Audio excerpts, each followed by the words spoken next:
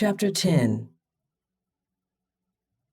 Makeda had grown up seeing cargo ships passing along the horizon as she sat on the beach or walked the boardwalk, or loading and unloading at the port. They were like one of the pictures hanging on the wall in Grandmore's den. In the background, familiar and inextricable from her memories, but nothing she paid close attention to since they were always there. And sure, she'd seen them up close from time to time, but she'd never boarded one, and was beginning to wonder how she'd never noticed just how huge they were. She didn't think she was scared of sea travel, but she was at least a little shook as she stood before the seemingly never-ending metal steps that led onto the ship. "Sorry, we thought you bailed. We don't have time to put the safety net on," a crew member called out in a deep, gravelly voice over the noise of the loading. He was short and stocky and wore a saffron yellow jumpsuit and hard hat, but Makeda couldn't make out his face beneath the hat. She could see the urging motion of his gloved hands, though. "Leave your bags for me to carry up. If you're going to get on, you have to get on now." Makeda nodded and willed herself to move, but her legs didn't comply. "Don't be scared," the man said. "You just have to put one foot in front of the other." The words could have been mocking coming from another harried worker who wanted to get a move on, but his voice was supportive even though it was firm. "Okay, time to break this curse. One foot in front of the other." Makeda did as he said, clutching the railing, lifting one foot and bringing it down firmly on the step above, and repeating again and again. Besnaria said nothing, but Makeda felt her presence at her back, and despite the fact that she was pissed at the investigator, it was reassuring. Halfway up the metal steps, a sudden terrible roar shuddered through the boat, and the dark water beneath them began to churn. Makeda shouted and clung to the railing as the stairs swayed back and forth. "It's the engine," Besnaria shouted from behind her. "Right. Don't worry. Like my annoying presence, you'll get used to this too." Makeda nodded and tried to regain her walking rhythm, but found herself frozen again. The only movement she managed was to look down over the side at the sinister waves frothing below them. She'd lived along the water all her life and was smart enough to have a healthy fear of the ocean, but at that moment she started wondering what exactly lurked in its depths. "Are you able to go on, or do you need me to carry you?" Besnaria asked. "I'm not sure the view from over my shoulder will be less frightening, but I have a strong grip and won't drop you." Besnaria pressed against her from behind as if to wrap an arm around her, and Makeda suddenly mustered the coordination to jog up the remainder of the stairs. When she stepped onto the deck, she was barely able to take in the bright lights and bustling motion of the crew before a gust of wind swept through the alleys created by blue, yellow, and red stacks of cargo and knocked her back into the annoying investigator. Besnaria placed a firm hand on each of Makeda's shoulders and squeezed. "First rule of ship life: anchor yourself. Keep your center of gravity low. Lean into the wind, and don't let yourself get knocked over the side." "That's 4 rules," Makeda pointed out. "Well, the 4 rules have one reason behind them. If you fall overboard, you'll likely stay there. No one will be able to hear you scream over the noise of the engine, and it's unlikely anyone will see it happen. I suppose, don't fall into the merciless sea is the first rule of ship life, actually." Makeda tugged her hood over her fitted cap and glared up and over her shoulder. "I swear, if I fall overboard and get eaten by a shark, you'll pay for it. I'll possess the shark and make it hunt you down. Vengeance will be mine." Besnaria looked off into the distance.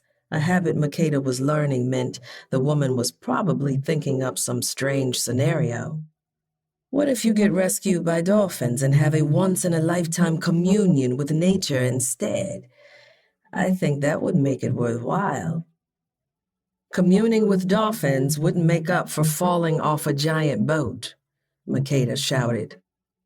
Besnaria nodded understandingly, and then her expression brightened, as if she'd found a solution to a problem. What if the dolphins could talk? Would that work? Why are you haggling with me about this? Makeda laughed in spite of her aggravation. Are you planning on throwing me overboard to meet a pod of talking dolphins? Not that they exist. Besnaria's brows rose behind the round frames of her glasses. You really don't know what military research or tax money is funding, do you? What? Nothing, Besnaria said, looking off again. She seemed distracted in a serious way this time, not her normal, all-over-the-placeness, and despite Makeda's annoyance with her, her helpy senses were tingling. What's wrong? There's something else I should tell you before we meet the crew, Besnaria said, and her expression was so somber that Makeda's stomach tightened with apprehension. Now, you might call this a lie, but it fell into the reasonable zone on my rubric. I had to secure us travel, which I'll remind you is part of the rescue package, and... Oh, you made it! A sprightly voice called out. Welcome aboard! They both turned to see a black woman jogging over from the cargo loading area of the deck. She was only a little taller than Makeda, with a sturdy athletic build, thick thighs and generous curves beneath her red coveralls, and a bright smile. She smiled widely at them, dimples hollowing wells in her cheeks. I'm Andrea Thompson, first mate of the ship. Captain Del Rosario is up on the bridge, and I'm down here making sure everything goes smoothly with the cargo loading. This is my second trip as first mate. Last time there was a problem with the shipment of live goats, and some people won't let you live down a few goats in the engine room. Some people don't know how to live, Besnaria said in a tone that reminded Makeda that the investigator wasn't above using charm as a weapon, and First Mate Thompson blinked up at her in delight. I'm so glad you were able to make it before we left. We have a solid crew, but we're short-staffed, and we'd be stretched thin without someone to stand a few watches and help with security issues that might arise. She turned her megawatt smile toward Makeda. I'm sorry she'll have to work during your honeymoon, but hopefully we won't take too much of her time. Honeymoon? Makeda opened her mouth to speak, but was stopped by Besnaria's sudden iron grip on her hand. No, thank you. We wouldn't have been able to make this trip without your ship's cruise spouse rides free policy, Besnaria said in a voice that was so overtly polite, Makeda did a double take. I'm grateful to get to bring Makeda home to meet my family. Meeting her has been life-changing for me, and I'm sure it will be for them too. Makeda's face went hot with mortification as she realized what Besnaria had been so worried about telling her before the first mate had come over to greet them. That is so romantic. I'd love to think you two are going to bring good luck to this journey, Mrs. and Mrs. Chet Chevalier. Andrea laughed, an infectiously joyful sound, and Makeda laughed along reflexively, even as she was screaming inside her heart. Mrs. Chet Chevalier? I'll do my best to contribute to the safety of the ship, especially because my blushing bride is on board. There will be more than luck involved because I won't let any harm come her way. Blushing bride? Besnaria had gone too far, and Makeda wanted to reach into her newly accessible vault of anger and pull out a baseball bat, but it had selective opening hours, it seemed. A familiar paralyzing humiliation clamped Makeda in its fist. Instead of saying something cutting and witty, she stood there frozen, like she always did, when caught in the crosshairs of unwanted attention. Your ring is lovely, Andrea said, looking at the cursed fish scale ring on Makeda's middle finger. So unique. Is it traditionally worn on the middle finger in Iberania? It was passed down to me, and we haven't been able to resize it yet. Makeda managed to grit out through her plastered-on smile, hating how easily the half-truths came out to preserve the peace. Can't be a bother, can't make a scene. Here she was at the start of a journey that was supposed to be the first step in throwing off the weight accumulated by a lifelong dedication to taking on other people's burdens. The boat hadn't even left the port yet, and already it was more of the same. No. Hell no. She couldn't think of a way to call out Besnaria's lie without creating even more chaos, but she wasn't going to spend the rest of this trip at the whims of Besnaria's bizarre idea of reasonable. While her inner scream echoed in that hidden cavern where every people-pleaser stored their fury, she smiled teeth and all at the first mate, and then squeezed Besnaria's hand like it was a tub of biscuits she was trying to pop open. She's just so full of surprises. Makeda laughed, the sound a bit shrill, but the best she could manage. I can't wait for the day when I can repay her for everything she's brought into my life. By proving I'm not a princess and then hightailing it out of Iberania after securing the bag. Besnaria smiled down at her, the light flaring off her glasses and hiding what her eyes might reveal.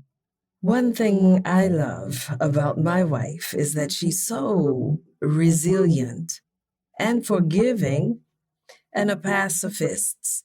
She doesn't even kill spiders, let alone people she's upset with.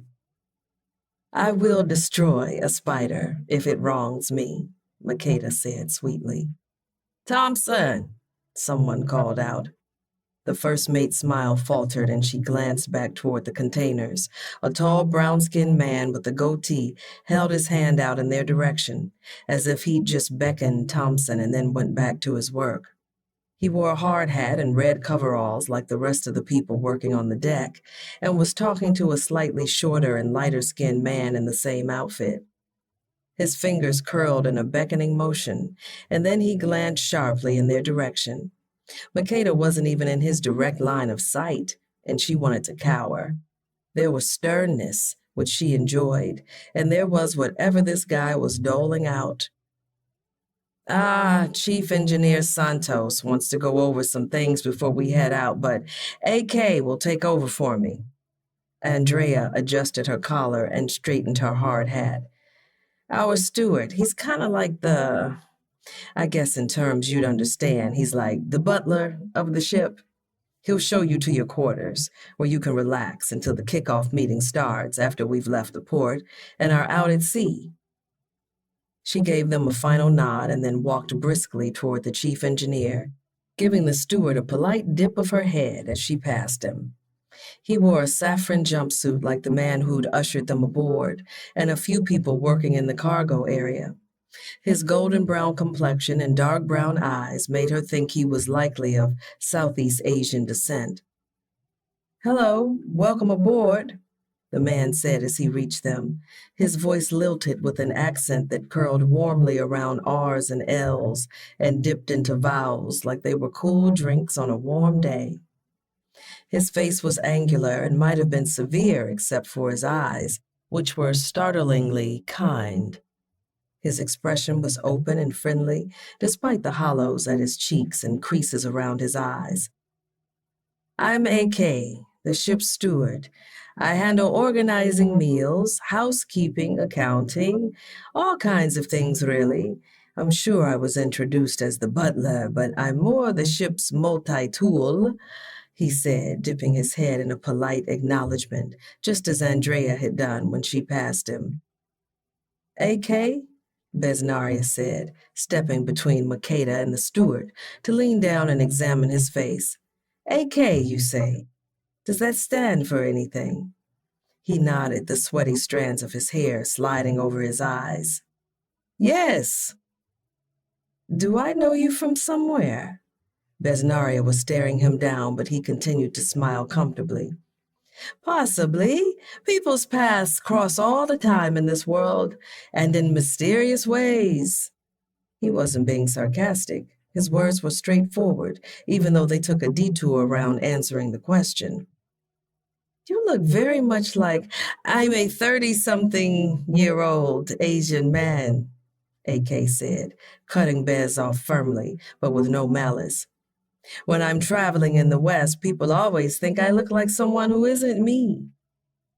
Bez harumphed, but stopped her inquisition. He turned back to Makeda, and she stepped forward, giving her supposed wife the subtlest cold shoulder she could manage without being detected. Hi, I'm Makeda. I'm also a multi-tool, I guess, though not sure I'll be much use on this voyage, she said, briefly dipping her head in greeting.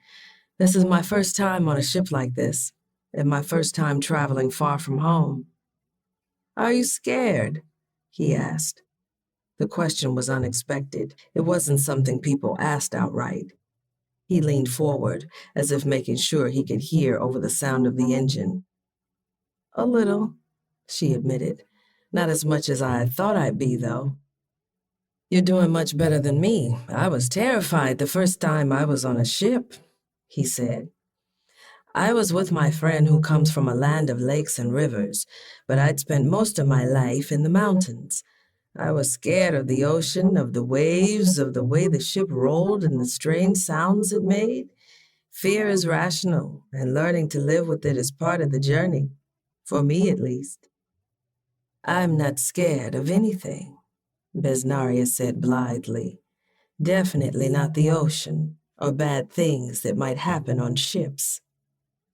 AK glanced at her and gave a nod of acknowledgement, then turned back to Makeda. We're getting a late start tonight, but there will be a quick eat and greet where we talk about how things are going to work on this specific voyage. We'll talk about fun stuff too, like when you can explore the ship and learn more about it. Now, let's get you settled. I'm going to give you the basic tour as we go, so you can orient yourself. We're standing on the main deck. That over there, he turned and pointed to what was essentially a several stories tall white building a few yards away. It had rows of windows, with the lower ones mostly dark while the top rows were lit up. Is the accommodations, where you'll probably spend a lot of time since it's where all your basic needs get met and the safest place for you on the ship. There are several levels. The bridge is at the top, and the other levels are where we all eat, sleep, exercise, and hang out. Makeda tried to take that all in. Main deck, accommodations, bridge. Every part of the ship had its purpose, and unlike Makeda's life, was under the control of experts. I'll take you to your quarters so you can get settled, and the captain and crew can get us out to sea. He turned and headed toward the superstructure. Besnaria started to follow after him like a hound on a suspicious scent, but Makeda grabbed her arm. She was no investigator, but she had a question of her own. Are we just going to pretend you didn't lie and tell these people we're married? Bez patted her hand. Well, I agree that a honeymoon argument will add to the authenticity of our performance. It shouldn't happen publicly until at least the 7th day, or everyone will suspect something is up. Wait until we're alone to unfairly malign my brilliant plan. Besnaria turned to stride after AK, and after a brief pause, Makeda jogged after them. After entering a weatherproof vestibule between the ship's deck and an inner hallway, they bypassed the elevator to climb several flights of stairs. As they passed each level, AK pointed out the signage for each floor: gym, pool, sauna, and meditation room on deck A, galley, mess, and movie theater on deck B. Movie theater? Makeda blurted, despite her simmering annoyance with Bez. I didn't know ships had all of these things on board. The crew live here for weeks or months at a time. We try to make it as enjoyable as possible, AK said. We also use the theater for karaoke night. I've never done karaoke, Makeda said. I'm the karaoke champion of Ibarania, Besnaria cut in, of my region of Ibarania. Do they have karaoke competitions in Druk? AK hadn't said where he was from, but apparently she was right because he simply shook his head as they reached the next landing. We don't turn things that give us joy into competitions. So you are from the kingdom of Druk? Bez asked, challenge in her tone for some reason. We're an international crew with members from the United States, Russia, the Philippines, and yes, Druk. AK pressed on with the tour, not humoring any more questions of nationality. Deck C had the administrative offices, kitchens, and laundry room, and Deck D, the dining rooms, lounges, and crew quarters. By the time they reached Deck E, Makeda was starting to think that maybe the trip wouldn't be so bad after all. This wasn't a cruise ship, for sure, but it was maybe, just maybe, a really cool first adventure, apart from the fake marriage stuff. She wouldn't tell Besnaria that, though. They walked down a narrow hallway with mint green walls and steel doors that had been painted a dark teal. That's the library, and these are the officer accommodations, AK said, pointing at the closed doors they were passing. You'll be staying at the end of the hall in the cabin belonging to the ship's owner. Makeda's heart started to beat faster as they continued down the hall. The cabin? They were sharing a cabin? She had just assumed. Okay, Besnaria had been right. Makeda kept assuming things would be a certain way and then being surprised when they weren't. Her brain was still catching up from the last 20 minutes of her already upside-down life being spun like a bottle. Everyone thought they were newlyweds. Of course they'd be sharing a cabin. That was fine. She could handle it. AK opened the door to reveal a room that was surprisingly nice. It was spacious, with walls painted a creamy orange and dark wood accents for the cabinets and doors. There was a closet with dark wood French doors and drawers and shelving inside on their left, and an adorable kitchenette on their right. Directly ahead was a small seating area with a couch and wooden coffee table. On the wall above the couch hung a large painting of what looked like, to Makeda, a female version of a Buddha figure. She was topless and blue and multi-armed, sitting on a lotus and staring serenely out from the portrait. An open door revealed the bathroom, which contained a large shower with multiple shower heads, and tucked into the corner between the bathroom and the seating area. There's only one bed, Besnaria said loudly. Makeda stared at the bed, with its expensive-looking patterned duvet and the dark blue curtains tied neatly at each end. It looked like a bed fit for a princess. It wasn't small, but it wasn't nearly big enough for the two of them, considering she wanted to evade Besnaria at all costs, after the surprises that had been sprung on her. Apart from the fact that she was currently high-key annoyed with the Ibaranian investigator, it also looked much too cozy. Even her anger couldn't stop her from imagining all the ways Besnaria's long limbs might get tangled up with her own. There's only one bed, and I was told there would be two, Besnaria said in a tone that Makeda hadn't heard from her before. This was a terrible time for the investigator to reveal that she could be stern.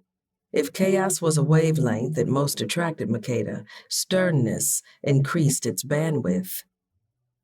AK pulled off his hard hat and ran a hand through his sweaty hair. This is the equivalent of the honeymoon suite. I've been told this is your honeymoon. Is there a problem? I'll sleep on the floor. The words jumped out of Makeda's mouth as her disaster diffusion engine kicked into gear. Besnaria shot Makeda a bewildered look. Why would you volunteer to sleep on the floor? I don't want to be a bother, Makeda ventured, though she wasn't entirely sure why she had either. She'd spoken before thinking, and now the situation was even weirder. Besnaria frowned. Your sleeping on the floor would bother me. Makeda glanced at AK, who was regarding them with a puzzled expression. Oh, God, he was starting to suspect something was up. If he realized they were lying and told the crew, Makeda would be stuck at sea with a bunch of people who thought the worst of her.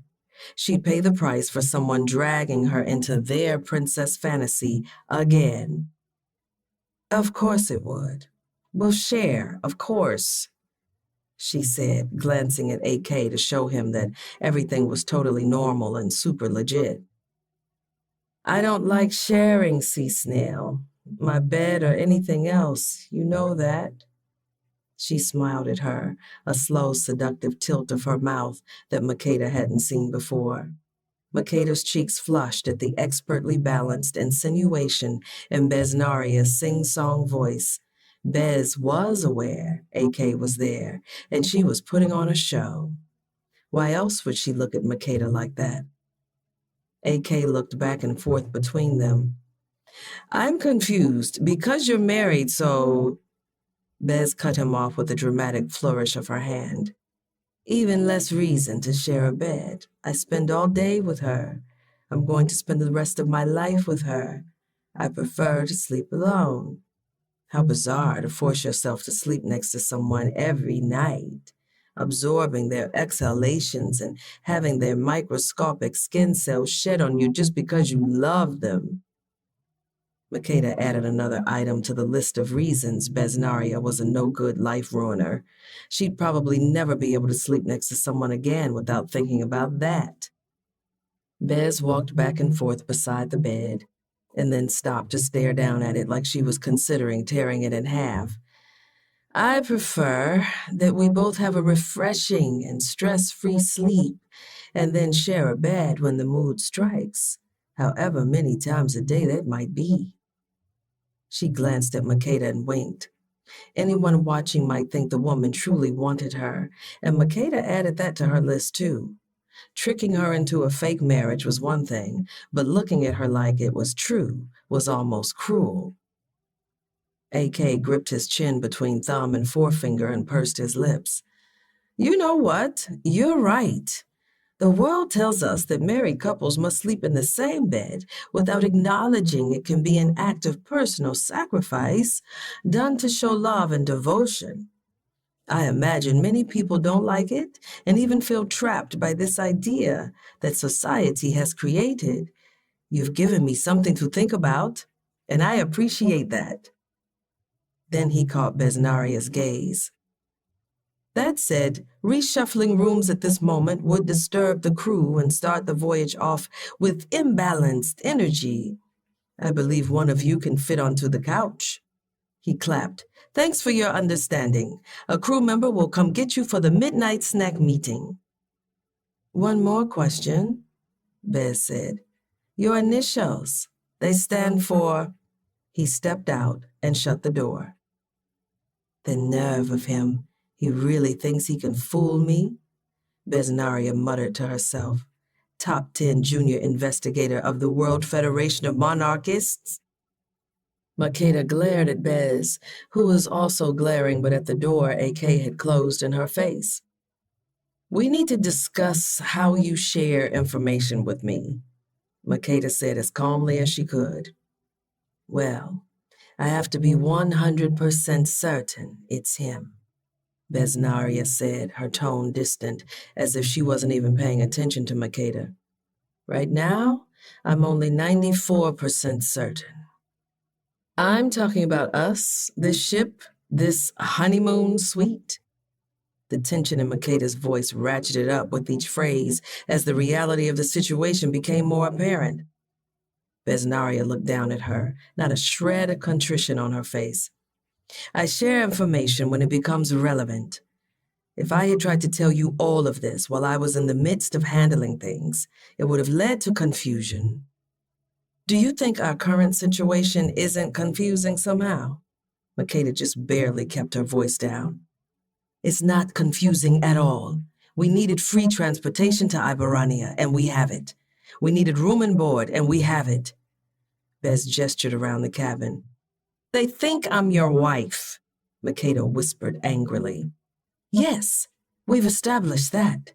Besnaria blinked. But I'm not. Makeda bit out more quietly, unsure of how their voices might travel in the hall outside their cabin. It's a lie, and it puts me in an uncomfortable position because now I have to lie to support your original lie. It wasn't my lie, not originally, Besnaria said. An old acquaintance in shipping heard I was looking for passage back and set me up with this job.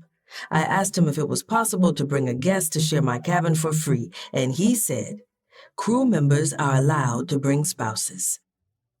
And you lied and said you had one, Makeda prompted. No, I said, I will be bringing a guest since it's possible under those circumstances. Because if it's possible then, it's possible any time, technically. When he congratulated me on my marriage, I said, thank you for your assistance with my journey back. Bez held up her hand when Makeda started to protest. It was all done in the name of getting you to Iberania, which is what I promised you I would do. I can't believe you think that excuses all this, Makeda said, flailing her hands to gesture at the cabin around them. I trusted you to handle things, but I didn't ask to be left out of the decision-making process or to have to lie. Bez nodded sagely. Consider this one aspect of the adventure. You are on a mission, and lying for work is fine, as we discussed.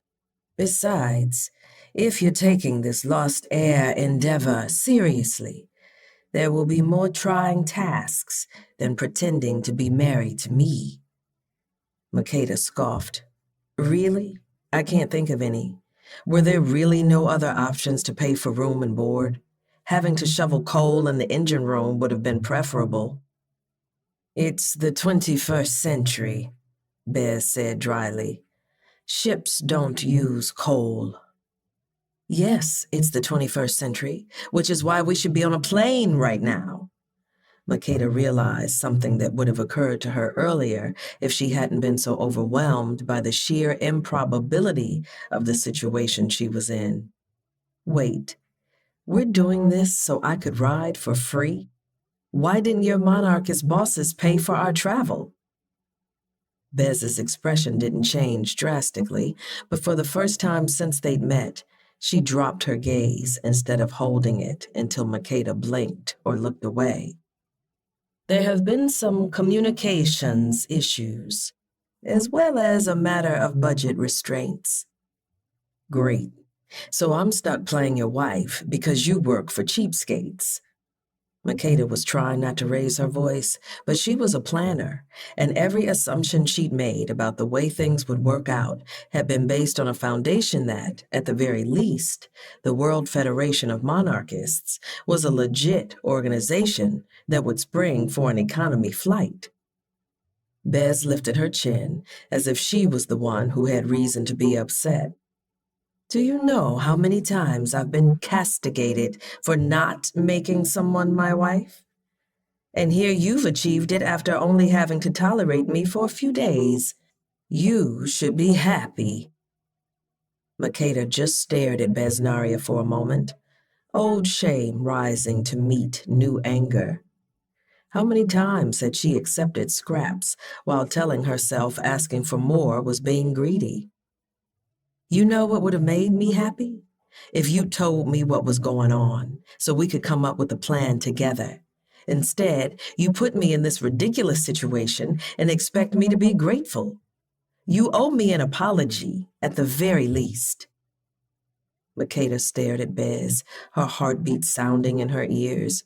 She'd never flat out told someone to say they were sorry, and she felt slightly ill. I did what needed to be done for us to get to Iberania, which is my job, Bez replied stiffly. The alternative was hiding you in my duffel bag and sneaking you on board. I'd say that you owe me an apology for not appreciating my hard work. Besnaria raised a brow as if this were all some big joke, but Makeda felt the words like sharp rocks jabbing her in the arch of her foot as she walked over sand. Besnaria had, for a moment, fooled her into thinking that her feelings actually mattered in this whole scheme.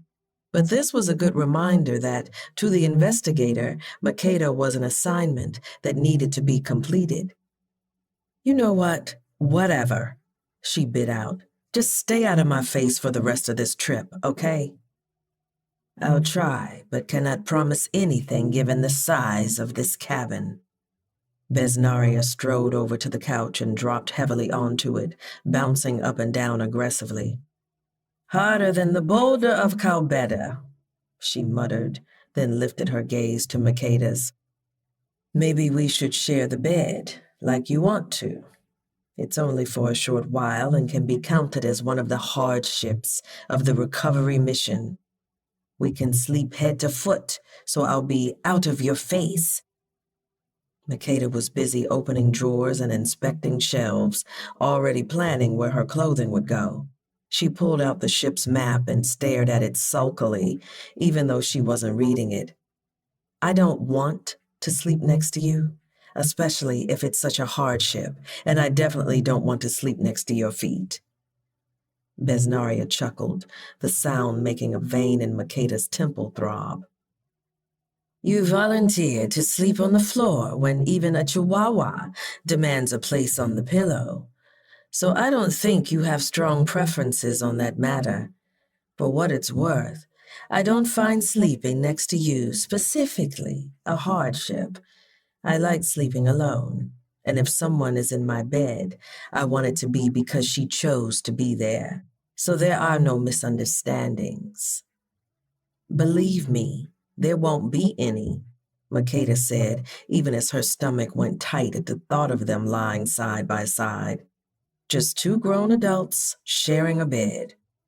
"That's wonderful to hear," Bess said cheerfully, "because I can be quite the octopus, or perhaps a squid."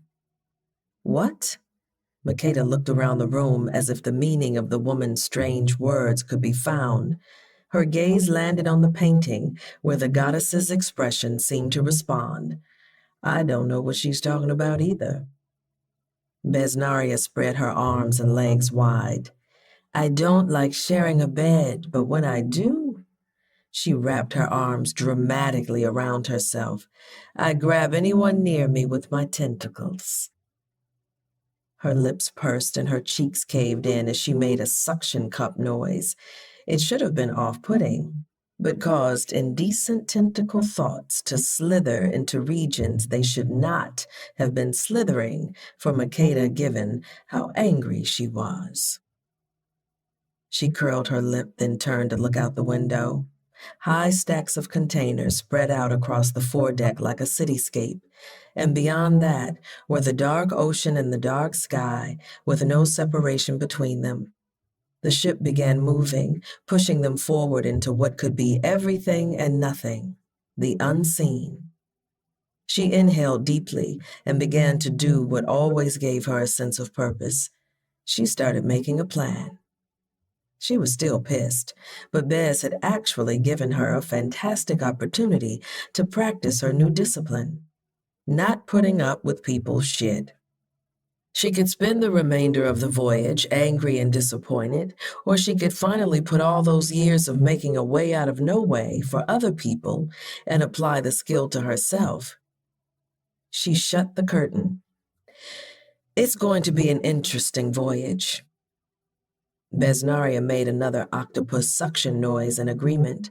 Makeda rolled her eyes and reminded herself that the annoyance was going to be worth it. When all was said and done, putting up with Bez for less than 2 weeks was worth breaking the curse that had taken her mother from her. Besnaria thought she was transporting a damsel in distress, but she was actually leading the dragon-slaying knight right to the dragon's doorstep. The adventure had started badly, but by the time they arrived in Iberania, the investigator would regret their fake marriage, and Makeda would be ready to prove that she was no one's princess. Chapter 11. Bez loosened her tie as she watched Makeda open her suitcase and began to stiffly remove the clothing. Every garment had been rolled like the sweet honey logs her father baked every Sunday, and Makeda stacked them one by one onto the shelves. When she pulled out a sack of smaller rolls, which Bez assumed were underwear, she looked around self-consciously before shoving the sack beneath a pile of clothing. Bez kicked her own duffel bag into a corner. She was used to living out of her luggage and didn't completely unpack it unless she was home, which meant she hadn't done it in years. She checked her phone repeatedly while they were still in range of the cell towers. Still no word from the WFM, adding to her general sense of unease. She supposed there was a certain irony in the fact that now that she was finally following protocol and checking in with a request for assistance, her request would be ignored. No matter, she'd write again. To Algernon SGSB at WFM.com. CC, Iberonian Investigative Team at WFM.com. From Besnaria C. at WFM.com. Subject, I have found the lost heir. Hello. I am writing again to inform you that I've found the lost heir. In my previous emails, requests for travel expenses were made, but I have managed to secure passage without WFM assistance. We will arrive a few days before the official ceremony, if all goes well. I will have limited internet access, but will have access to email and satellite phone, and request confirmation that you've received this email. Best at all things, Junior Investigator Chet Chevalier. She hit send and assured herself that they'd respond soon. Perhaps it wouldn't be congratulatory, like she deserved, but it would at least acknowledge that the WFM was aware of her plans, so she could get past the uneasiness that had started to nibble at her. She hadn't considered that Makeda would react so negatively, because as usual, she hadn't really considered much beyond achieving her goal. But now Makeda's silence began to itch, a sensation like invisible insects ghosting over Besnaria's skin. Guilt ants in the pants. Bez wasn't sensitive. She didn't see it as a flaw, just something about herself that she and those who loved her had accepted. But for some reason, she couldn't ignore Makeda like she generally did when someone was upset with her. She hated this feeling of being a dinghy tossed in the waves of someone else's emotions instead of a mega freighter that barely registered the slaps of other people's anger. She wondered if this was something to do with the fabled connection between Al-Horadasi and Chet Chevalier. Perhaps whatever bind tied them together through their family lineage had kicked in with their close proximity. It couldn't be anything else, could it? "What are you doing?" she asked finally, her voice too loud in the cabin and the question too abrupt. "Planning," Makeda said without looking at her. "Usually when things happen to me, I just go along with them. I don't think I'll be doing that anymore." There was something in the calm of her voice that gave Bez pause. Makeda had no qualms about showing her frustration when it came to Besnaria. This coolness was new and made the guilt ants start doing the cha-cha. "That sounds a bit ominous. Should I be worried about you plotting against me?" Makeda glanced at Bez, her expression revealing nothing. "You should be worried that you weren't already worried about that. If you really think I'm Queen Lala's descendant, aren't you concerned what my wedding gift to myself will be?" "That story is more myth than, say, a template for all royal wedding nights," Bez said, trying to sound cavalier, but now she was thinking of Lala's kiss. Makeda seemed like the kind of person who would aim for accuracy, and the thought of that bow of a mouth licking its way up her neck made Bez briefly consider the upside of a gut wound. Makeda flashed her dimple of destruction. Don't worry, I have it on good opinion that if you get pushed overboard, there's a good chance of dolphin rescue. Bez frowned. That's much less pleasant than the death I was imagining. Makeda shrugged and went back to her silent planning. Bez pushed her glasses up onto her forehead and rubbed at her eyes, which were grainy with fatigue, when she was struck with a realization. She had broken Papa Chet Chevalier's second rule of romance. She'd pissed Makeda off, and she hadn't apologized. Makeda had even asked her to apologize, but Bez had been too busy explaining why her actions were reasonable to register that request. She glanced at Makeda. I apologize, she said, for not telling you about the cargo ship and fake marriage. I should have apologized when you first asked. Makeda glanced at her from the corner of her eye. Why are you doing it now? So I don't hop off at the first port and blow your chance at a promotion or whatever you get for hauling me into the WFM? Bez squinted. The next port is Iberania, so that's fine with me. Makeda made a sound that might have been a growl. I apologize because you were right. I should have given you more information before we set out, Bez added. You enjoy the illusion of control provided by data, and I didn't give that to you. I'll be more open moving forward. She thought that would appease Makeda, but it earned her a sharpened gaze. Is there anything else I need to know right now? Makeda asked. About our stay on the ship? About what happens when we get there? Bez blinked at her. No, nothing absolutely pressing. Makeda didn't need to know that the World Foundation of Monarchists hadn't responded yet. It wasn't reasonable to upset her over something that would be resolved before the island was even on their radar. Makeda shot her a suspicious glance before returning to thinking and planning. There was a knock at the door, and a crew member who wasn't AK, well, AK himself wasn't actually AK, but Bez would keep quiet about it for now, showed up to bring them to the ship crew's meeting. It was the ship's bosun, a man named Jay, who was in charge of the sailors, and he happily chatted the entire walk to the meeting, easing the awkwardness between Bez and Makeda.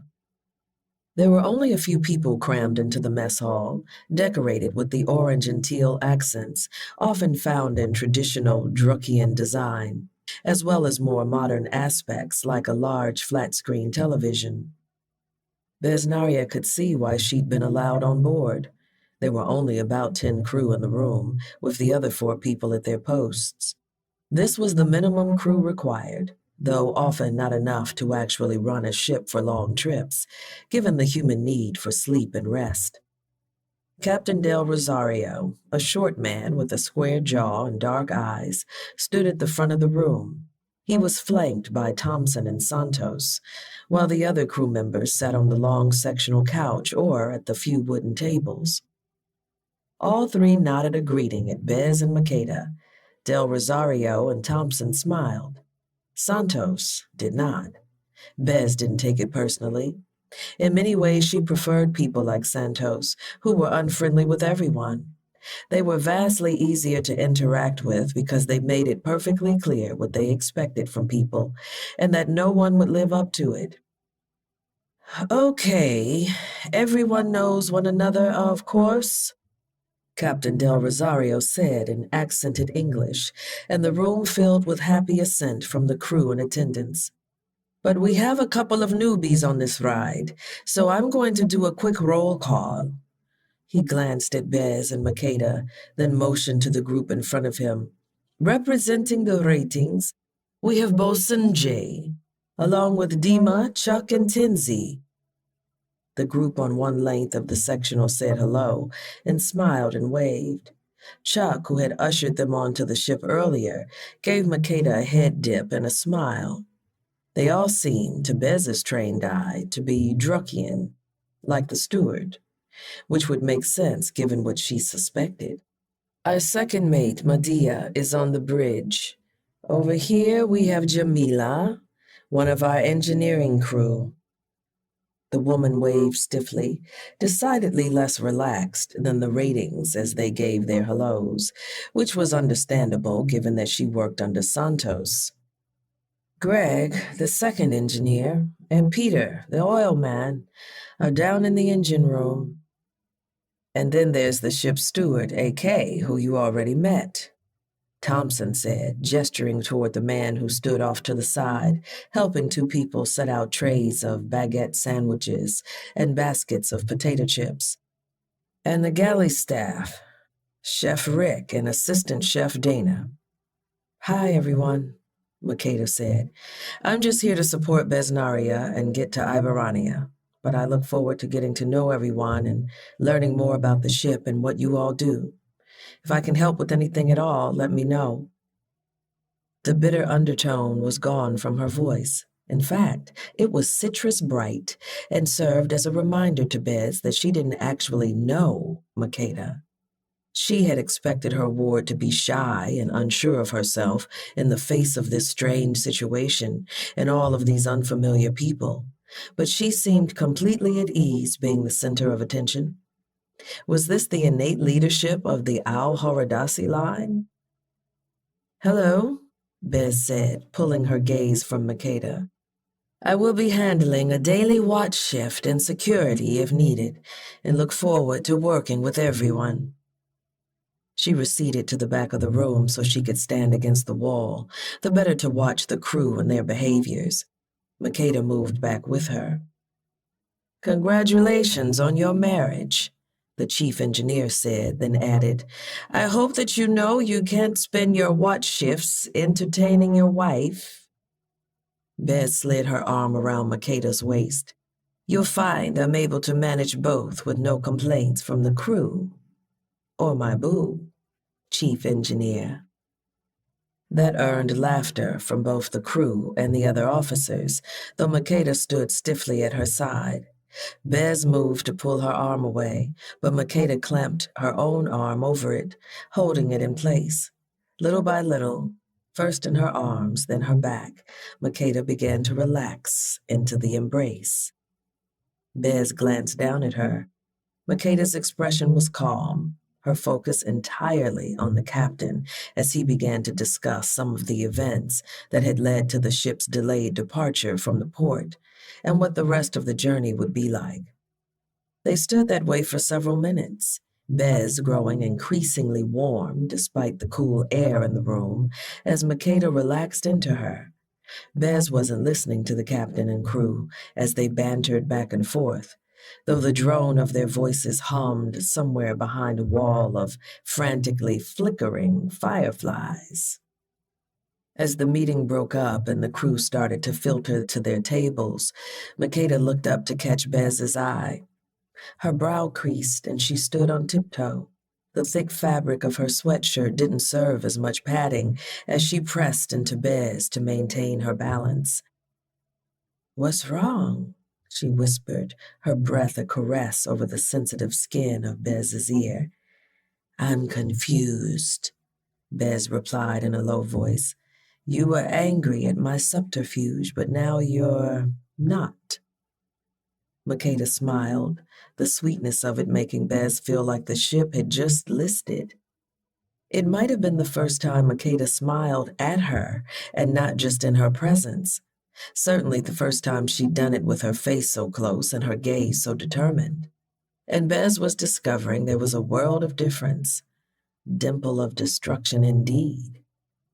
I don't hurt people, Makeda whispered, and I don't do lies. That's not me. And I've decided that I'm not going to compromise my values before we even reach the damn island. Bez didn't say anything. For once in her life, the fireflies in her head had stopped blinking. They hadn't gone dark, though. They were full bright, illuminating the resolve in Makeda's smile. Besnaria swallowed hard. On this boat, we're married, and we'll act like it, Makeda continued. Her expression was soft but not yielding, and anyone who looked at them would think she was whispering sweet nothings when really she was giving marching orders. I'm not going to have anyone question our devotion to one another. It will make everyone upset if they find out. It will mess up the energy of the crew, and it will make me feel bad. You may lie for work, but I'm going to make your lie work because cleaning up other people's messes is my superpower. If we're going to do this thing, we do it all the way. She sank back on her heels and leaned her head on Bez's shoulder as she returned her attention to the crew's conversation. Her grip on Bez's arm didn't loosen and, in fact, tightened a bit. Bez had been wrong. Makeda didn't enjoy the illusion of control. She enjoyed actually being in control. And that was something Bez hadn't accounted for when she'd grabbed the brightly blinking Firefly messaging, "Pretend we're married." She'd made a rather large misstep. She was a dame of the guard by lineage. She was a junior investigator of the WFM by contract. She was the commandantore of Damsels in Distress Rescue Services by choice. Those three spheres of her life all overlapped, and at the point of overlap, which would helpfully be labeled people you absolutely should not have romantic feelings for, was Makeda Hicks, distressed damsel and possible heir to the Iberonian throne.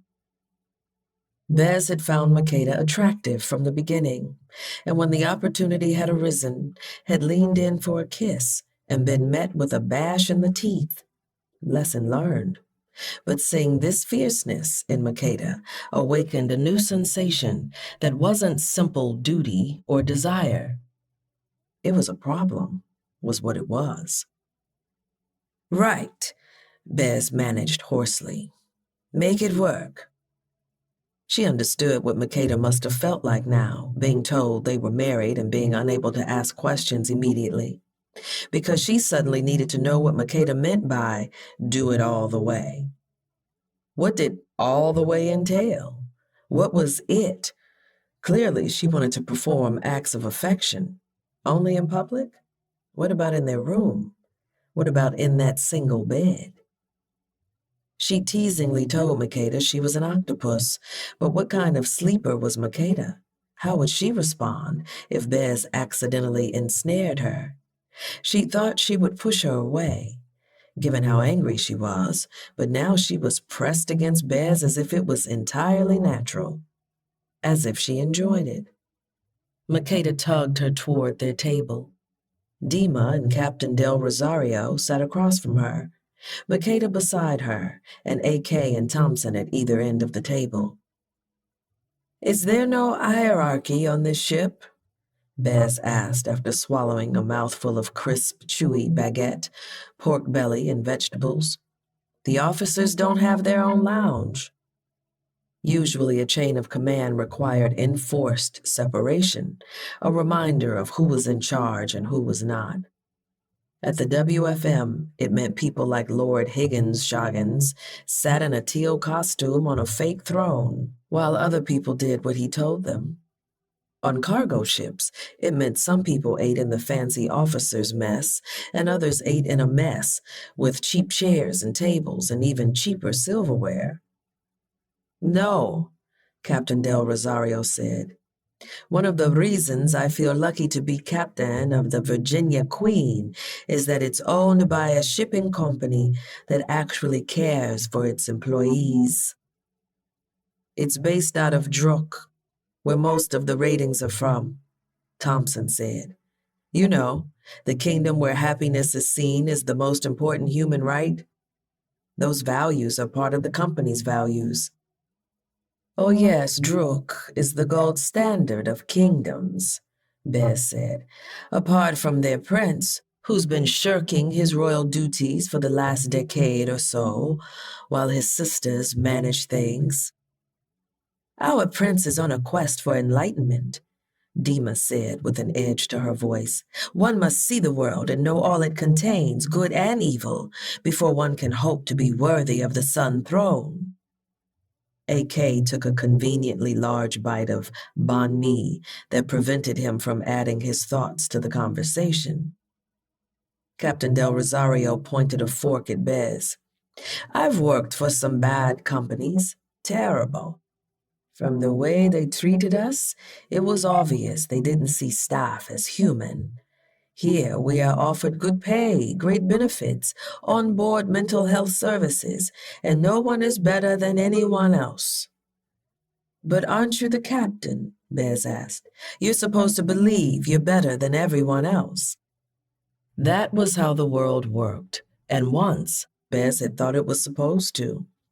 Those at the top of the hierarchy were either divinely better or believed themselves to be. Dima laughed, then ran a hand through her short hair. Captain Del Rosario has more experience than most of us and has a different pay grade because of that. But that is different than being a better person. We try to eat breakfast and dinner together every day, and group activities are mixed, AK said, his gaze moving from Makeda to Bez and then back. When I first started out, I also worked on ships where the ratings were treated as inferior. People believe what they're told every day, don't they? They react to what they're told their worth is. This shipping company tries to do out at sea what doesn't always happen on land. Help everyone understand that they are as good as every other person, and that all people have the potential to be good. I love that. Makeda was suddenly animated in a way she hadn't been when sulking around the B&B, and Bez tried not to look startled.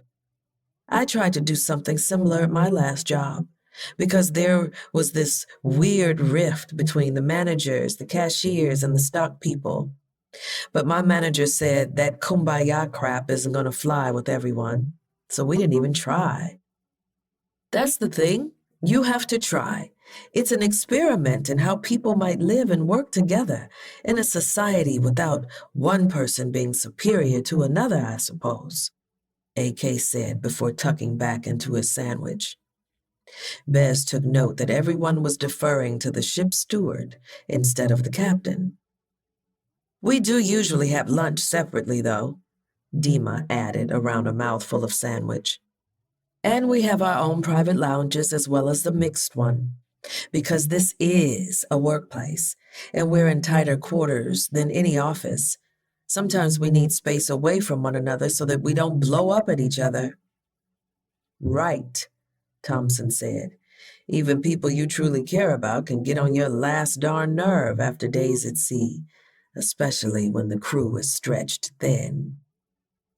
I'm sure you two will understand after a few days on the open seas in that cabin together, Captain Del Rosario said. They all laughed, but Bez felt Makeda's fingers slip around hers. I think we'll get along just fine, won't we, honey? She asked, and Bez blinked several times. Of course. Bez tried to think of something to say, but Makeda's fingers were warm and distracting. How did you meet? Thompson asked. Makeda shrugged. It's all happened so fast. I guess you could say she just kind of strong-armed her way into my life, and I've been stuck with her ever since. Captain Del Rosario barked out a laugh and nudged Bez jovially. You know, people try to romanticize it, but that's exactly how it works sometimes. Bez said something, she wasn't sure what, but it made everyone else laugh some more. The conversation receded as her focus honed in on their entwined hands. Each brush of skin and flex of finger sent undulating waves of good sensation through her. Their hands were under the table, and so weren't integral to the act they were putting on. But neither let go. Bez hadn't informed Makeda that she didn't like holding hands, another one of her relationship flaws, she'd been told. After a minute or two, it made her want to gnaw her hand off at the wrist. Or it usually did. Maybe her sense of professionalism was what allowed her to enjoy what was happening. She was on the job, after all. It was a quick meal, with the crew eager to get to bed after a long day of loading. When Bez and Makeda got back to their cabin, Makeda went into the bathroom, chattering away about everyone they'd met, as if her anger from earlier had disappeared entirely. "Do you get weirded out by people talking to you while they pee?" she called out. Bez sat down on the couch, her head back against the cushion. The soothing scent of the nearby incense cones filled her nose. "No," she said, "though I'd rather not be involved in any other bathroom-related functions. Wait, vomiting is fine. I don't mind a between-retch conversation if it helps you." Okay. Everyone is so nice, aren't they? I told Thompson about the face masks I brought with me, and we're going to have a facial night tomorrow when she gets off shift. Dima was telling me about the cinnamon buns the chef makes for breakfast. Do you like cinnamon? That seems like something your wife should know. It was like someone had slipped a wind-up key into Makeda without Bez's notice, and one side of her mouth lifted in a tired smile. She preferred this species of sea snail, not because she was better in any way, but because for the first time since Bez had met her, Makeda seemed excited about something. Happy, even. Another question echoed from the bathroom, though Bez hadn't been able to remember if she liked cinnamon yet, so she could answer the last one. "Do these toilets just evacuate into the ocean?" "Are you always so chatty while you're on the toilet?" Bez asked, her words slightly slurred by fatigue. "Maybe this was one of the issues of your past relationships. Not everyone is as open-minded as me." The toilet flushed, the sink water ran for a moment, and then Makeda appeared in front of her, a blurry figure with crossed arms. "You know what? We're not sharing the bed after all. You can sleep on the couch." "I can sleep." Bez's eyelids drifted shut.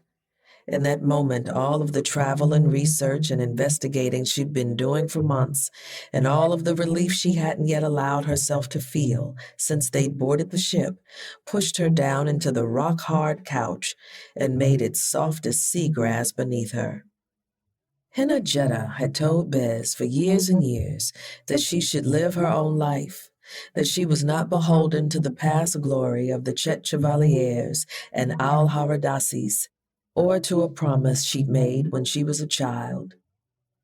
But Bez was currently on her way back home with Queen Aziz's heir, and she would prove everyone wrong. The hardest part, convincing Makeda to go with her, was done. Now she could sleep. The rest of the trip would be easy, even if she could still feel the imprint of Makeda's small hand in her own as she drifted into a dreamless slumber. Chapter 12.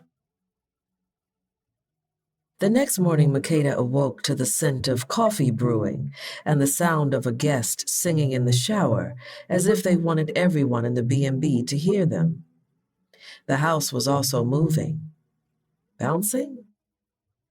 She opened her eyes in a dark room with the barest bit of light peeking through the blackout curtains. Not house, cargo ship. Not guest, Besnaria. Makeda was out at sea. She was going to claim her possible princesshood and then reject it. She was going to save her mother.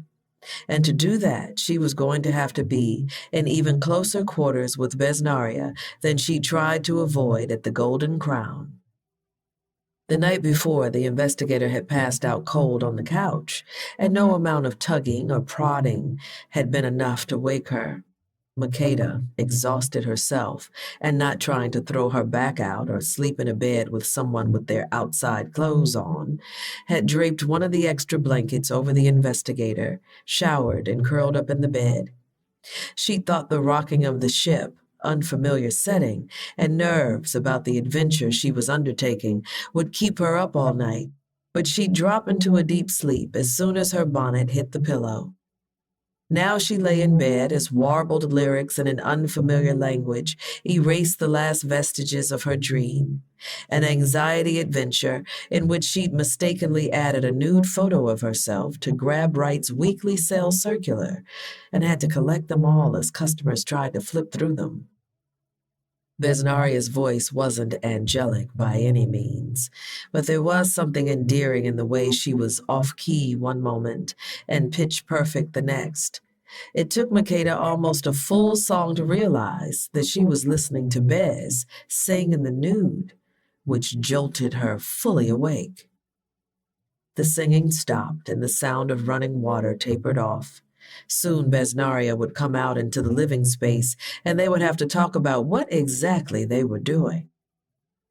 Makeda lay back down and pulled the sheet over her head. They had avoided sharing the bed the first night, but even having avoided that awkwardness, she was living in close quarters with a partner, of sorts, for the foreseeable future. What was she supposed to do? How was she supposed to act? Usually she would be up and out of bed first, straightening the room, preparing coffee, making sure she was useful. The night before, she'd resolved that things would be different going forward. But now she wasn't sure what different was supposed to be. She didn't want to just be mean or selfish. That wasn't the opposite of being helpy. And even if it was, it didn't make her feel good. Wait, would Bez be naked? Back at the Golden Crown, she talked about walking around in her underwear like it was no big deal, and they'd been total strangers. What would happen now? Sweat broke out on her brow, even though the room was cool. The bathroom door opened, and she heard Bez walk out. Even her stride sounded confident. She'd only seen the investigator show a lack of composure once, when Makeda had whispered in her ear that they were going to act married for real. Makeda's cheeks went hot, and she frantically scrambled for a crumb of the bravado she'd felt the night before with her arm wrapped around Bez and her plans settling into place. A light flipped on. When she peeked from under the blanket, she saw Bez wasn't nude. She was dressed in tapered charcoal gray sweatpants and a black Henley that was one size too small, and so exactly the right size. The sleeves were pushed up to her elbows, exposing the smooth skin of her forearms and that tantalizing tip of her tattoo. Bon mère, Bez said, pulling her hair up into a bun at the top of her head, revealing an undercut. That felt like another intimate revelation, the close-shaven sides of Bez's head that Makeda hadn't previously noticed, despite being within lip-busting distance. "You're not wearing your suit," Makeda said, her voice scratchy from sleep and the sudden throat-drying understanding that she had to share quarters with this woman for 10 days. "My suit is a uniform for a different job. Do you prefer it?" Bez cut a glance at Makeda as she walked to the kitchenette. "I don't care what you wear," Makeda said, sitting up as Bez pulled down mugs and poured coffee and hot water for her own tea. It was technically true. The woman looked good in both a suit and sweats. "Ah, I forgot you're a grumpy lobster in the morning," Bez said, grinning as if she'd seen right through Makeda's indifference. "You slept through breakfast, and I didn't want to wake you. I brought back some food for you, and there are pastries and other snacks out in the mess. Here." "Don't you mean crab?" Makeda asked, taking the cup. "Thank you." "Crabs are generally good-natured creatures. Lobsters can be quite rude, though." "Mm-hmm," Makeda said, sipping her coffee and deciding not to delve more deeply into how Besnaria was privy to the temperaments of crustaceans. Bez sprawled on the couch with a cup of tea and pinned her with a bright gaze. "Are we going to talk about the definition and parameters of making it work as a faux married couple?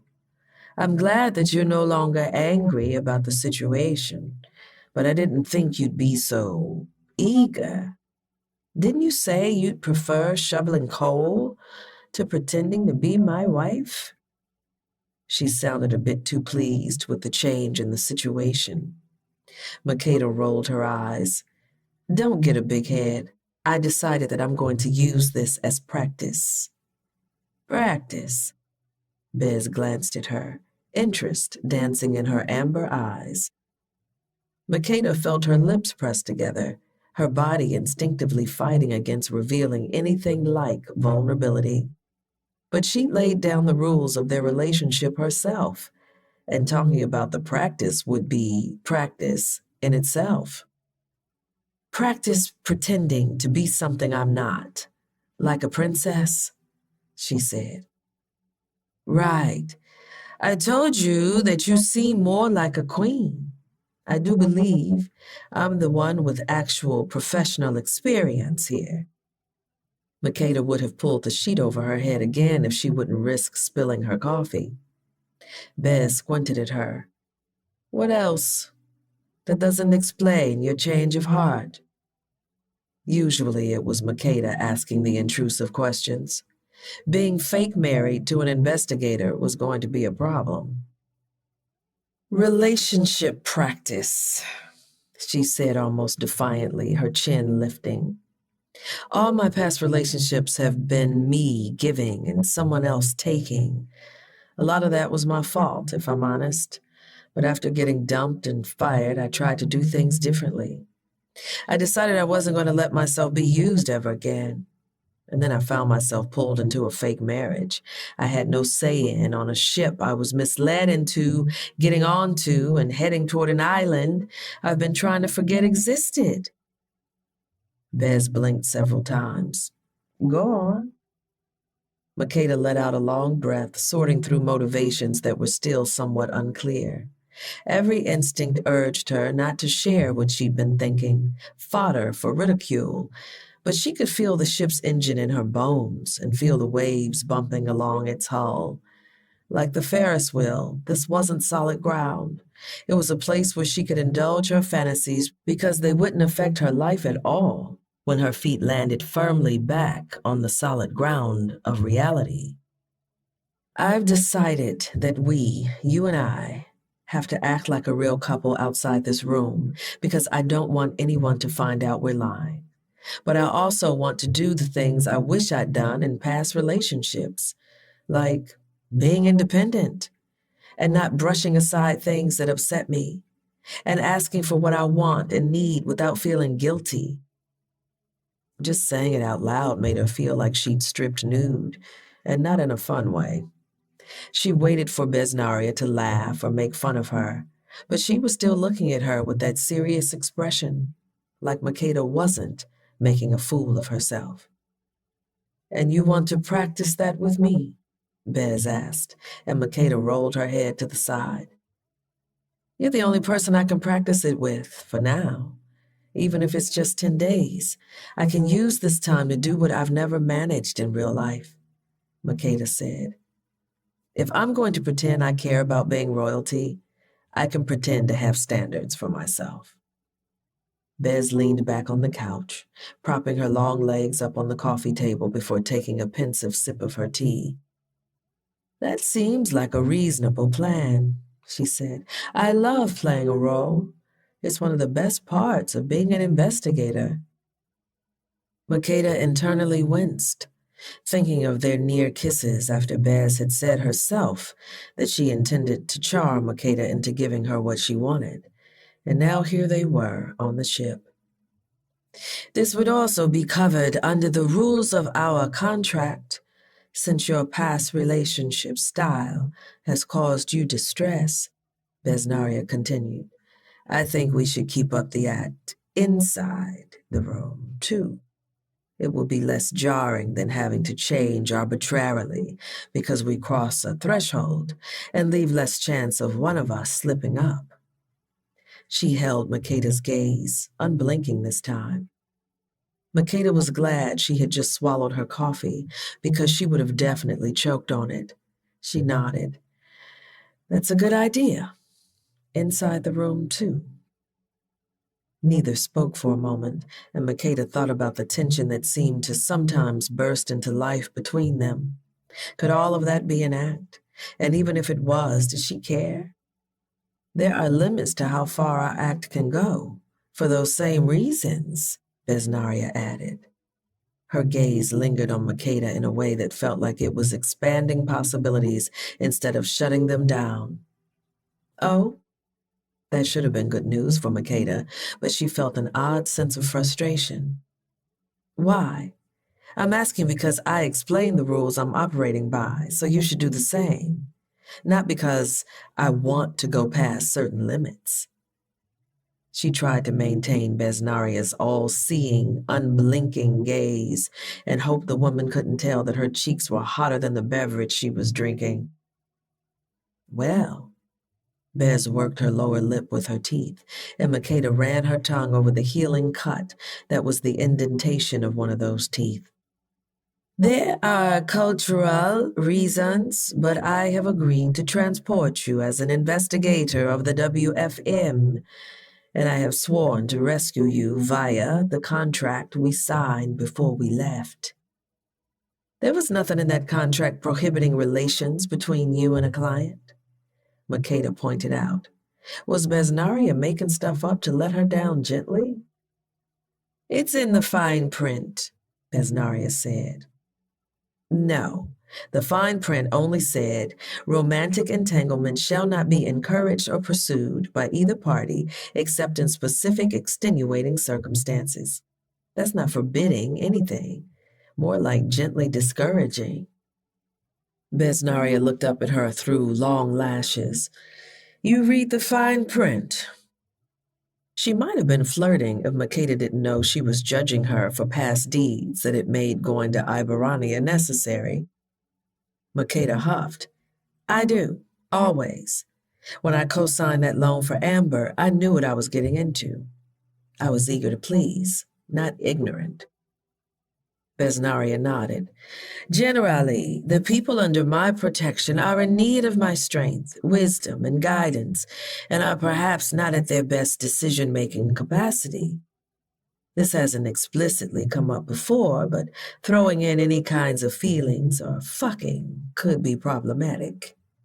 Can a client say no to me? Can I say no to a client?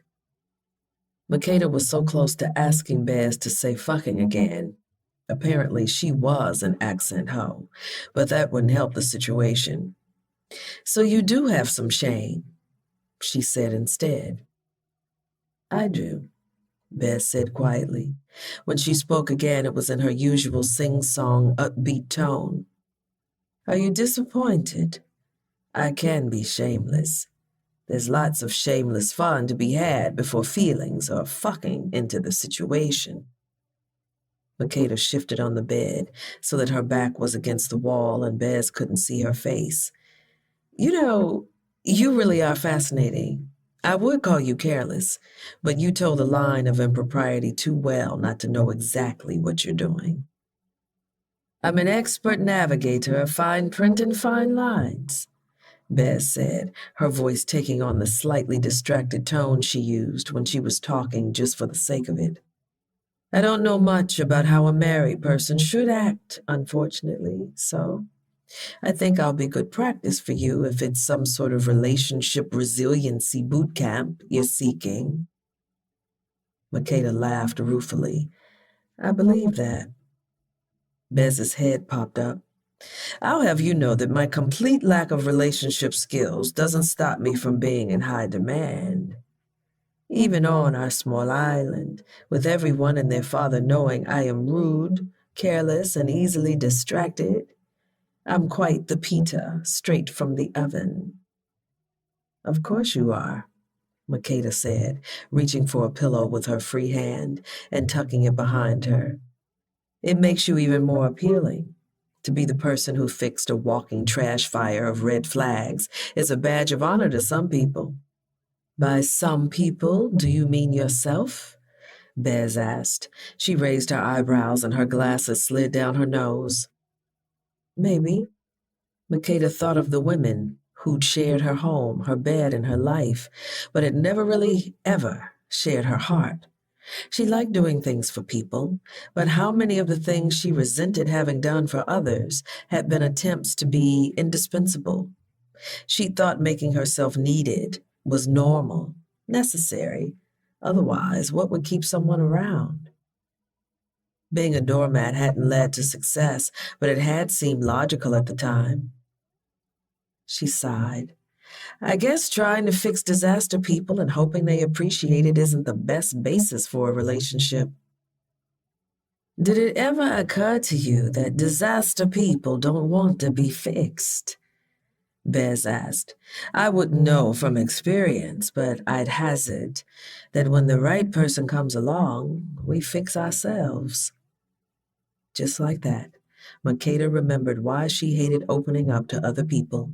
It allowed them to land blows when they didn't even realize they were swinging in her direction. Okay, great talk, team, she said, slapping a hand down on the duvet. What's the plan for the day? I have to meet the captain about my schedule, and then our safety walk starts in half an hour, so I'll meet you at the door to the portside stairwell on the main deck, okay? In the blink of an eye, her expression shifted from friendly to stern. Go directly to the meeting point, please. Don't leave the stairwell. Don't make any deviations. I don't want you falling off the ship before you learn how not to fall off the ship. Because it's not dolphins who'll be plunging into the ocean to rescue you. It will be me. And I've already checked that particular item off on my bucket list. Then she grabbed a sweatshirt from a hook and strode out the door. The coffee Makeda was sipping was strong, and she figured that was why she felt a little lightheaded in the wake of that last declaration. The way Bez could swing from unbridled chaos to chaos, bridled by responsibility, might also have played a small part in the sensation. Her methods made no sense, but as Makeda snagged a cinnamon roll from the platter, she had to admit that Besnaria had done everything she said she would. After showering, the multi-head setup was so amazing that she understood why Bez had been singing. She threw on a white t-shirt, black leggings, and a yellow hoodie and headed out. She paused when she entered the stairwell, a bit of rebellion surging up in her. While Bez's orders had been kind of hot, Makeda didn't actually have to listen to them. She headed in the opposite direction, up to the highest part of the superstructure. It was a deck with a guardrail around it and a few large pieces of equipment that Makeda assumed fed information to the deck below. It also had a few benches and provided a 360 view of the ship and the ocean. Both apprehension and awe filled her as she stepped fully onto the open deck, and wind whipped at her locks. Even though she'd always told herself ocean was ocean was ocean, she definitely wasn't in Atlantic City anymore. When they'd boarded the ship, the sky and sea had been various shades of shadow outside the bright lights of the port. She'd also been nervous, overwhelmed, and barely able to process that she was really going to make the journey. But this, it was beautiful, too beautiful almost. All around her was nothing but blue sky and bluer sea and golden morning sunlight, skipping all over the waves like magic. She'd stopped believing in much too young. Her eyes couldn't fix on any one detail as she gripped the railing and shuffled cautiously around the perimeter of the deck, taking in the view bit by bit. It felt like all the possibility in the world was spreading out around her from beneath her feet, like she was the center of everything. And that was fine and natural. She thought she would be afraid when the light of day arrived, might regret ever agreeing to this ridiculous plan. But in that moment, she felt something she hadn't in months. Optimistic. Like maybe those golden waves could refill her watering can with something that wasn't her old saccharine sweetness or the newfound bitterness that had been bubbling up. Something that had been there before, the loneliness and the fear. Before, The whole shining sea of her own hopes and dreams had become a watering can that served as a reservoir for others. Her eyes stung as the wind whipped at her face, and she blinked back tears she didn't know the cause of. Being out at sea must make you suddenly prone to deep thoughts. After a few minutes, she carefully made her way back to the door and headed down for the safety walk. When she got to the bottom of the steps, she saw Besnaria through the window of the stairwell door, speaking to someone. It was strange, coming across her in a situation where they weren't in the B&B or somewhere they had arrived together. Besnaria could have been any woman Makeda happened to spot on a ship in the middle of the Atlantic. The problem was that if Besnaria had been any woman, Makeda would have thought she was exactly her type. Bez was looking at whomever she was talking to intently, nodding, staring, but not quite in the same way that she did with Makeda, which made her feel both smug and annoyed with herself. Jealousy had never been her style, and it shouldn't kick in while she was pretending to be married. When she stepped through the door onto the deck, she saw that the other person was a woman dressed in a deck officer's uniform. She was slightly shorter than Bez, with an olive complexion, rosy cheeks, and curls mostly covered by hijab, except for a few that escaped to frame her round face. Bez didn't look away from the woman as they chatted, but reached her hand out toward Makeda expectantly, like she'd been waiting for her to arrive.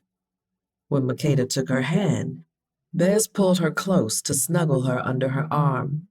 She stiffened for a moment, then remembered it was all pretend, and wrapped both arms around Bez's waist.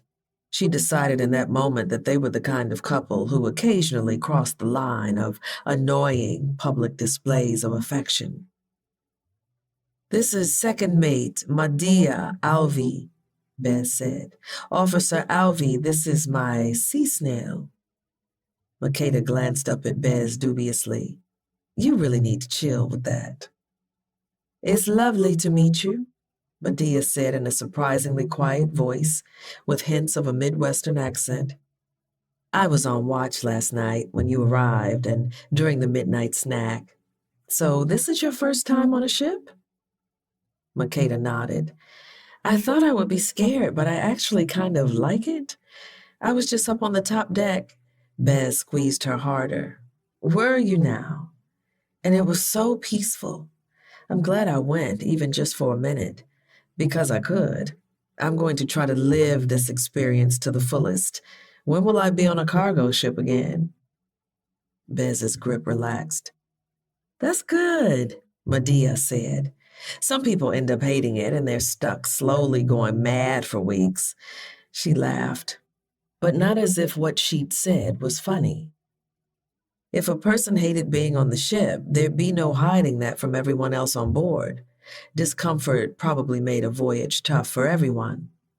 Makeda was glad she'd decided to go along with things, even if it had felt too much like giving in. "I know your wife has spent time in the Iberonian Maritime Forces and worked in shipping, so this safety instruction might be redundant for you if she's already given you the tour." "I haven't told her too much. My plan was just to keep her close to me," Bez said. "Not have her go gallivanting on the flying bridge without saying a word to anyone." Medea nodded. "Right. Well, it'd take us about a half an hour to walk fore and aft." "Cool," Makeda said cheerfully, having no idea what that meant, but interested nonetheless. "I guess the most important rule is the one-hand rule," Medea said, as she held up a palm and wiggled her fingers. "One hand for you, one for the ship. Always have one hand free, so if you slip, trip, or tumble, you can grab onto something solid." "Like me," Bez said, flexing a little, and Makeda glanced up at her. Bez winked. The tour moved quickly, with Makeda quickly understanding that she'd underestimated how long it would take to walk across the ship. They walked what seemed like miles as Medea explained the rules in rapid-fire fashion. She also pointed out the location of the lifeboats, and on the return trip stopped to show Makeda how to release one if necessary and how to climb inside. They're fun to hang out in, actually, as long as you don't move anything around or mess around with levers so that you accidentally launch yourself into the sea. Medea opened the entrance hatch to the orange pod and let Makeda crawl inside for a minute. Besnaria didn't follow her in. Bench seats lined the walls and both sides of the metal panel that ran through the middle of the boat. Every item was labeled and everything was in its place. The lifeboat wasn't pretty, but the organization comforted her. She noticed that the steering wheel was up high, so the driver could see out of a windshield at the top of the boat. The driver's seat was a U-shaped piece of plastic, secured to the ceiling of the boat that didn't seem nearly secure enough to Makeda, but she figured she just didn't understand how it was used. There's water, rations, and survival supplies beneath each seat and in these cubbies. Each boat can hold 30 people, way more than our crew, Medea said as they clambered out. But that's fine because they're not just for emergencies for us. They're also for helping others who might need it if we're in the area. We look out for each other on the open water, because if we don't, who will? Honestly, I kind of want to make a tiny house from a lifeboat now. It's all so orderly. Makeda glanced at Bez to see what she thought of tiny houses, but she was frowning out at the crest-capped water. Are you seasick?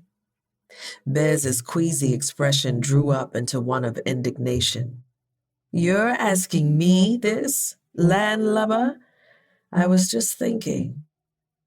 Bez held out her hand again, and Makeda took it as she hopped down from the lifeboat. Makeda knew the gesture was because she'd asked her to take their fake marriage seriously. It shouldn't have given her any kind of warm, fuzzy feeling, but she appreciated that the investigator was trying. That bar was so low, the long-legged Iberonian could clear it without changing her stride. But trying hadn't even been something Makeda requested of a partner before. She had never been treated horribly, and she was well aware that others had been through worse. But that was what had made it easier to settle for not so bad. She'd locked her expectations away in the vault with her anger and hopes and dreams. Bez had somehow picked the lock.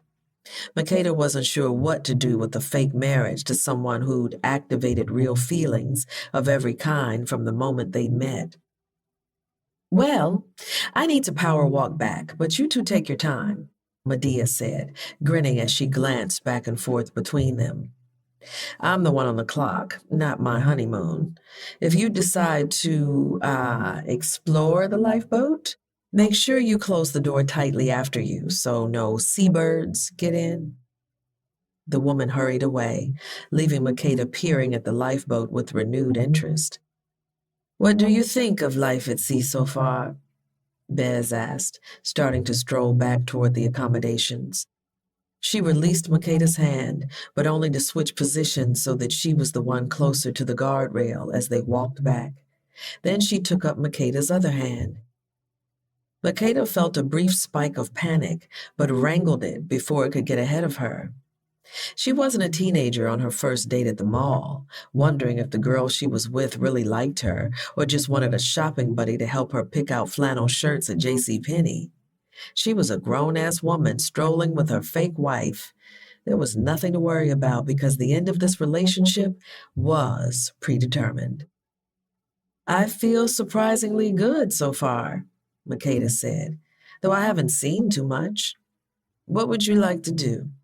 I was thinking of taking an afternoon exercise class in the gym before my next shift, if that's okay with you, Bez said, and then looked down at her expectantly. Is this like some royal bodyguard thing? She laughed nervously. You don't need to ask my permission. Bez's brows furrowed. I'm aware of that, but I did bring you onto a boat without any notice.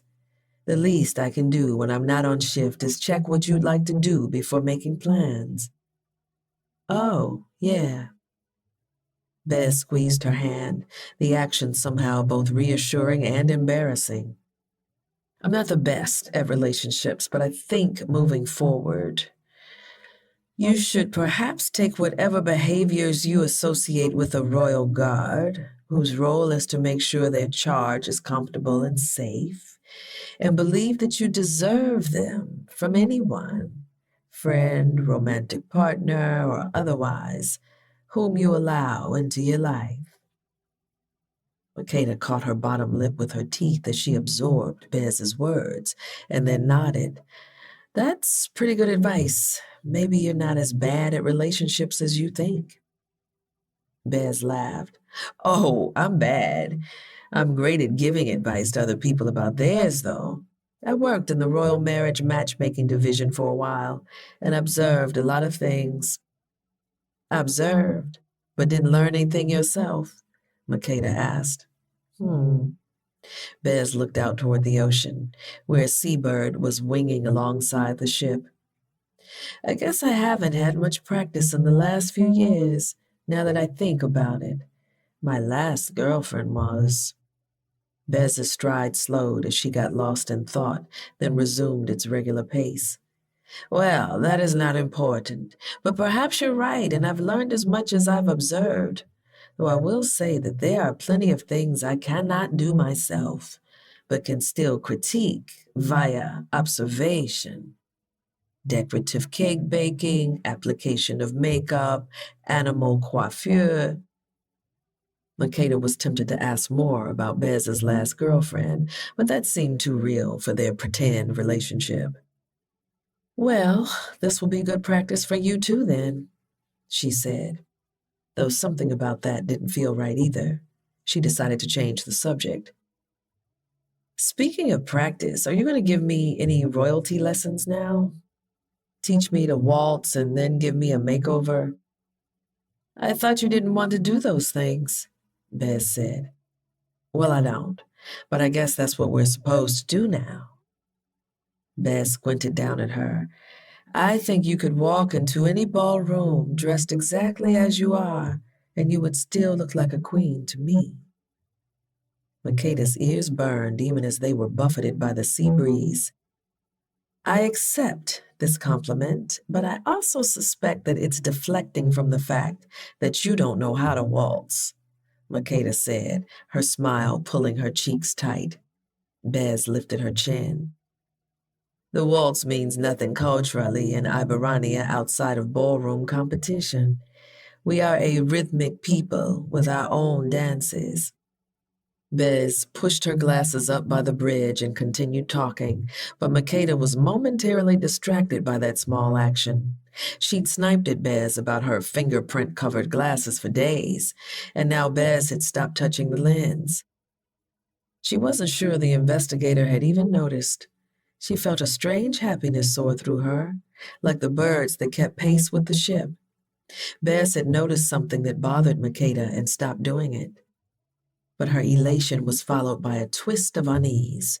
She'd been rude when she said those things to Bez. Maybe her behavior at the time had been warranted, but she didn't like thinking that some part of Bez's subconscious had reacted to her attempts to be unkind. Bez was still talking. I can teach you the traditional knife dance that's been passed down in my family for... She stopped when Makeda reached up her free hand and pressed her index finger against Bez's glasses lens. This was the second time she'd seen the investigator shocked into silence. She found she preferred surprising Besnaria more than she did changing her. What was that for? Bez asked, her voice wavering between delight and dismay. Just an urge I had, Makeda said. I suppose that's fine then, Bez said, then pushed her glasses up by the lens, her fingerprint overlapping Makeda's. When they reached the accommodations building a few minutes later, they hesitated for a moment at the door before releasing each other's hands. I guess I'll go check out the library and see if they have anything to keep me busy, Makeda said. And you'll go to your class?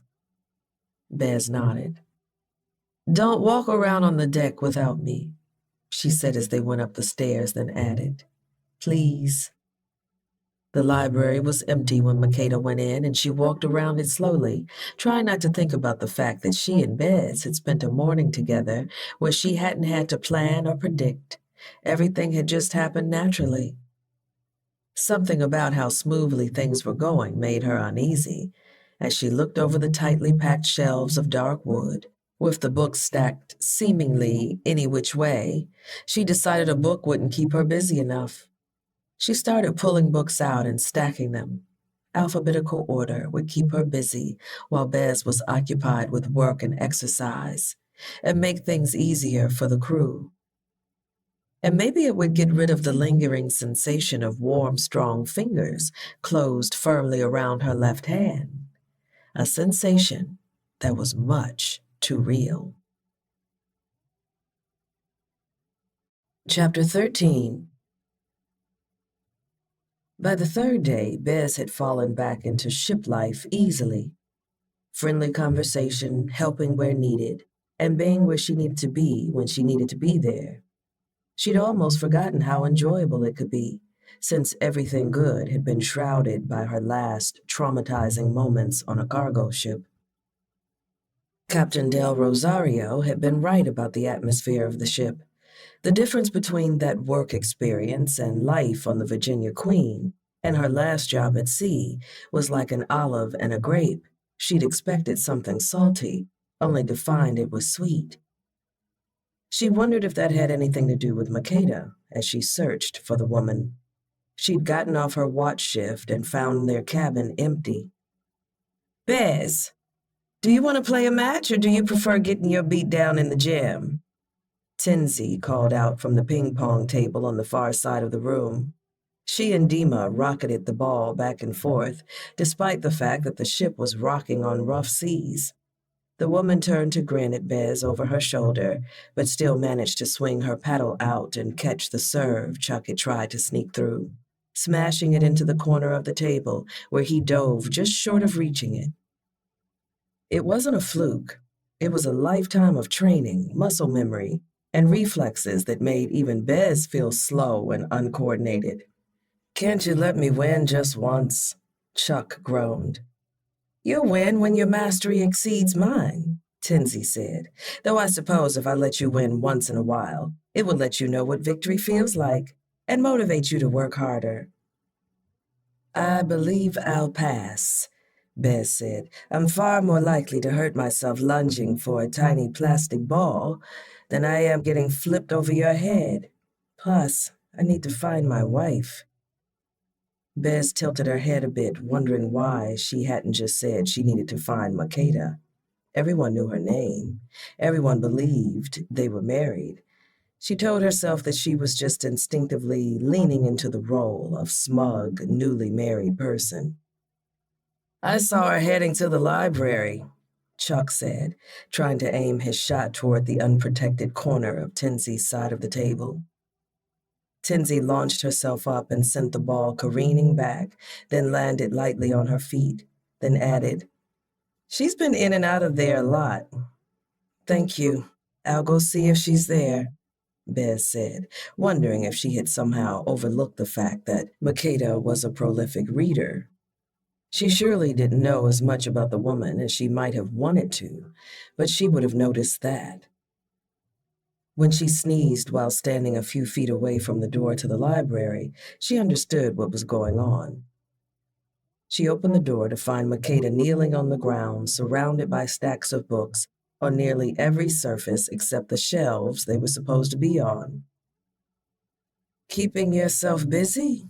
she asked, and Makeda startled and dropped the book she'd been holding. "Oh, hi."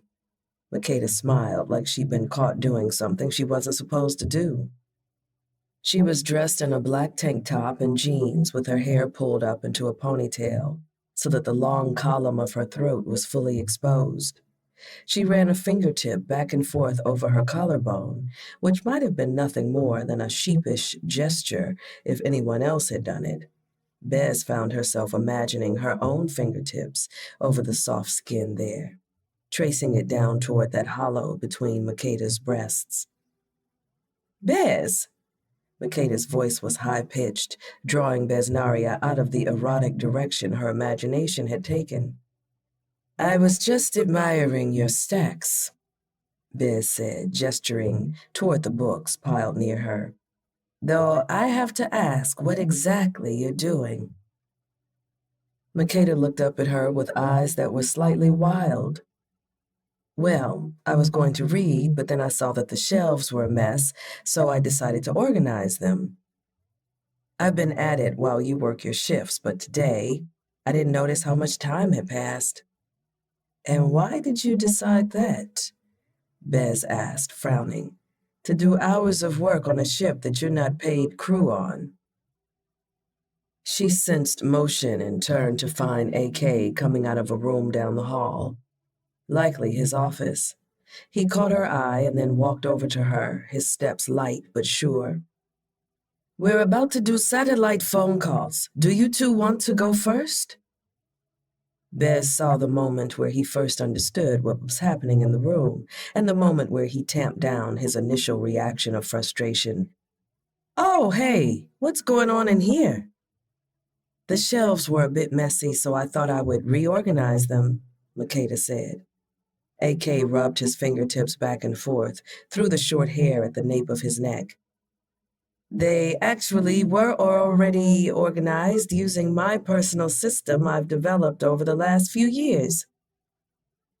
He said this as nicely as he could, but there was really no totally judgment-free way to point out to someone that they'd just wrecked something you'd worked hard on. "I was just trying to—" Makeda squeezed her eyes shut. "Help. I get it," AK said. I thought I would try to do something useful." AK blew out a breath, not in frustration, but as if he were processing what he was seeing.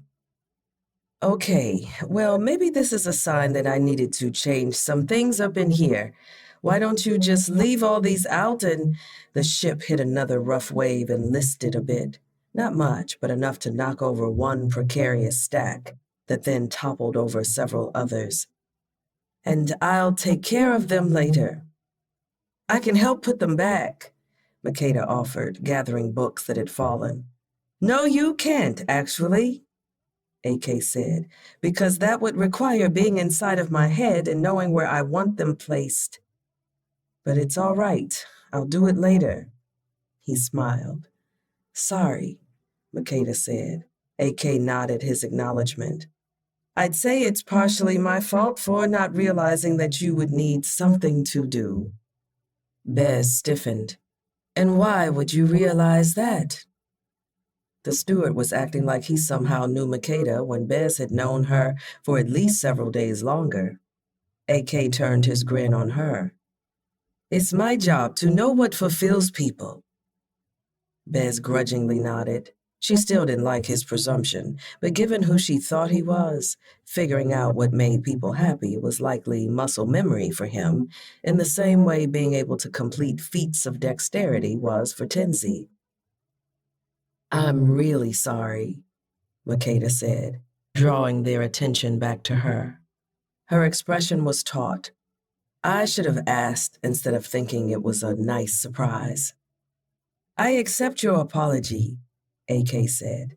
"I appreciate that you were working so hard to do something for the crew, and in the end we've both learned something.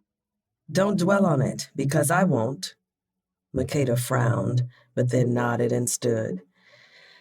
"Do you want to call your grandmother?" Bez asked. "I'm sure she'd love to hear how you're doing." "Yeah, she'll love hearing that my adventure thus far has been ruining someone's library, so she can shake her head and wonder where she went wrong." She grimaced. "I do stuff like this all the time, and never learn when it doesn't work out." "Look, I'm sure it works out more often than not, at great cost to you and no one else. If that wasn't the case, you would have stopped. You're too practical to do things that never work." Bez took Makeda's hand, was holding it before she realized what she'd done. "You saw a situation that needed to be fixed and tried to fix it. It wasn't necessary." But the fact that you tried is good leadership. Makeda smiled weakly. I told you were good at this, she said in a low voice. They headed over to the communications room where Makeda went first, while AK left to gather other crew who needed to call their friends and family. After her allotted 5-minute call was over, Makeda came out of the room with her mood lifted. Granmore's doing fine. She said that Kojak has been wearing his fashionable sleeve dress and is feeling himself. Bez laughed. I kind of miss that little demon. And it was true. She was used to traveling and always being on the move, but she rarely made connections or befriended small, wrinkled felines. She wondered how she would feel when Makeda claimed her prize and returned to her job at GrabRight. She reminded herself that even if Makeda wouldn't be in Iberania permanently, she'd have to come back from time to time to do royal events. It wasn't as if she'd never see her again. Not that that would bother her. Such was life. I'll go make a few calls, she said, brushing aside the dour mood that had coincidentally started to close in on her. She left Makeda and AK talking in the hallway and quickly input the number to the WFM's main office. She checked her email in the computer room the day before and had received no response and was starting to worry. Office of Lord Higginshoggins, how may I help you? Came the response from one of the secretaries, and Bez almost sighed in relief.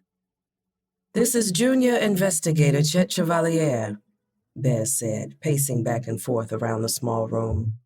I'd like to be connected to Lord Higginshoggins' cell phone. She waited a long moment, and when there was no response, glanced at the phone screen. The call had cut out.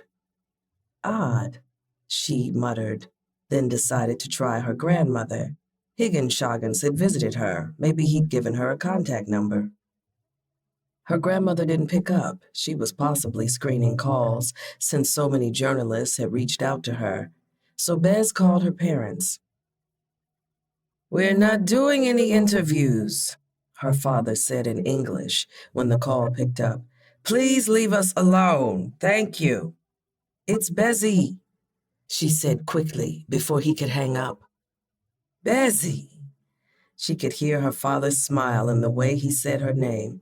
I thought you were coming home. Where are you? Things are a mess here. I had to give the tourism minister a piece of my mind yesterday because he wants your grandmother to do a live TV interview. I'm traveling by sea, Bez said. It will take a while.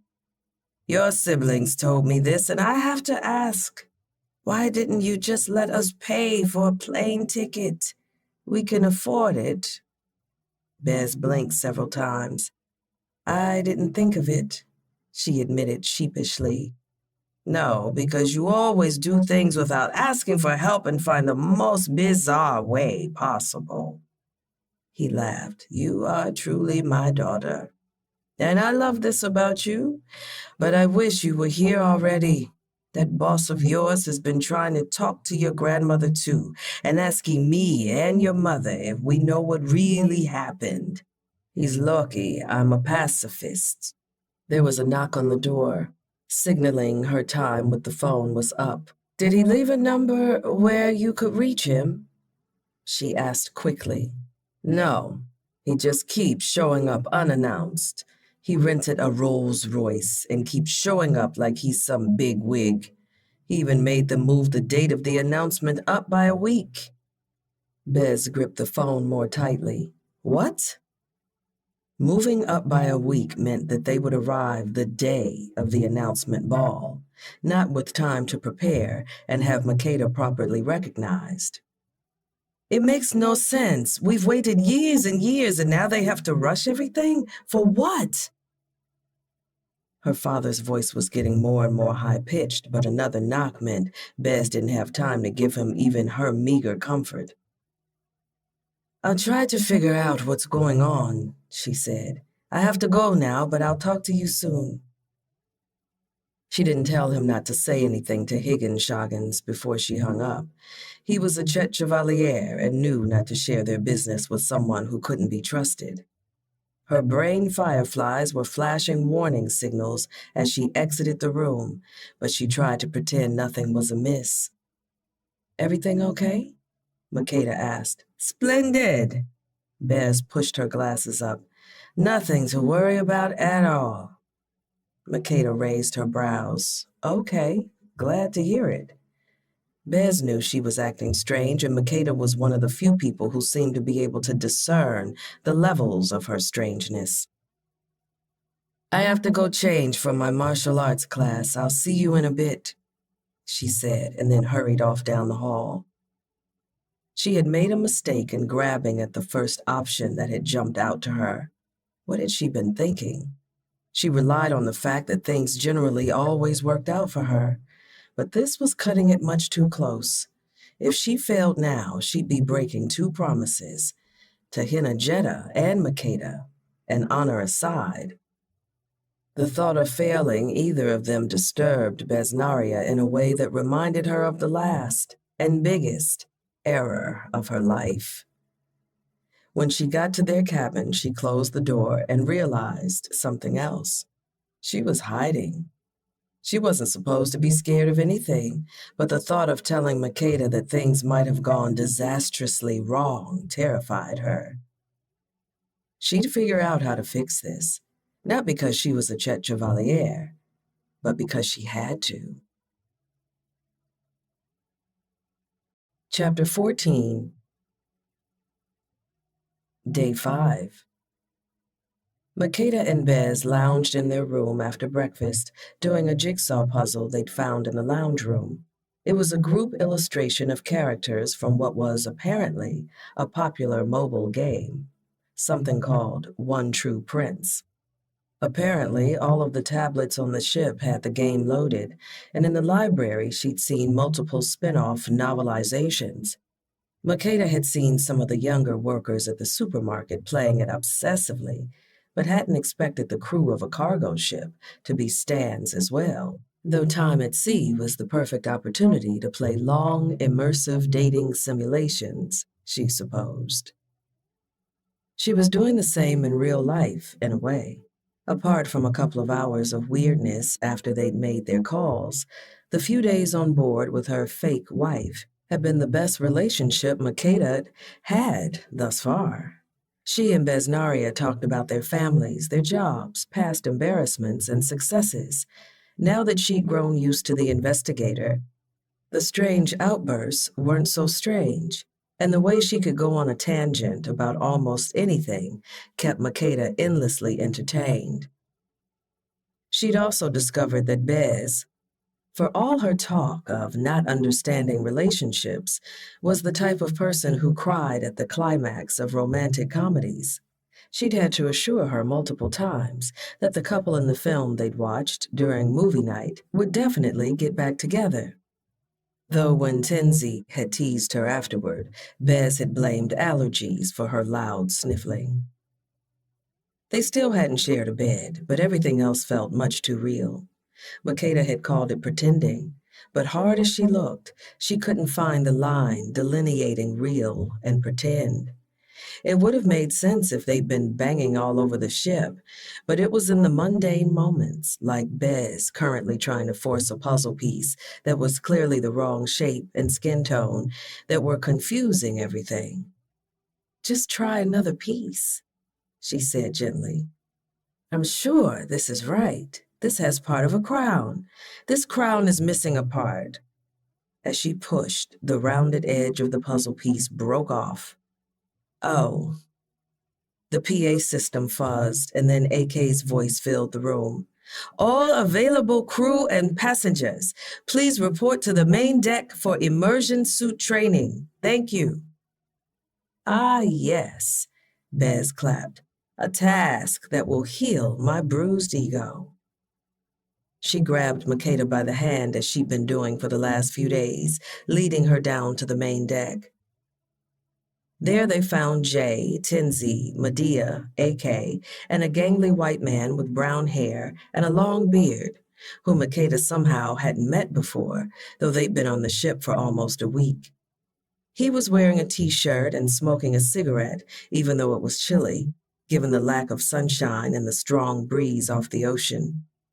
Like Besnaria, he emitted a particular vibe that spoke to chaos and unpredictability, though it was on a wavelength Makeda wasn't sure even she could get down with. "I'm Greg," the man called out in a thick Russian accent.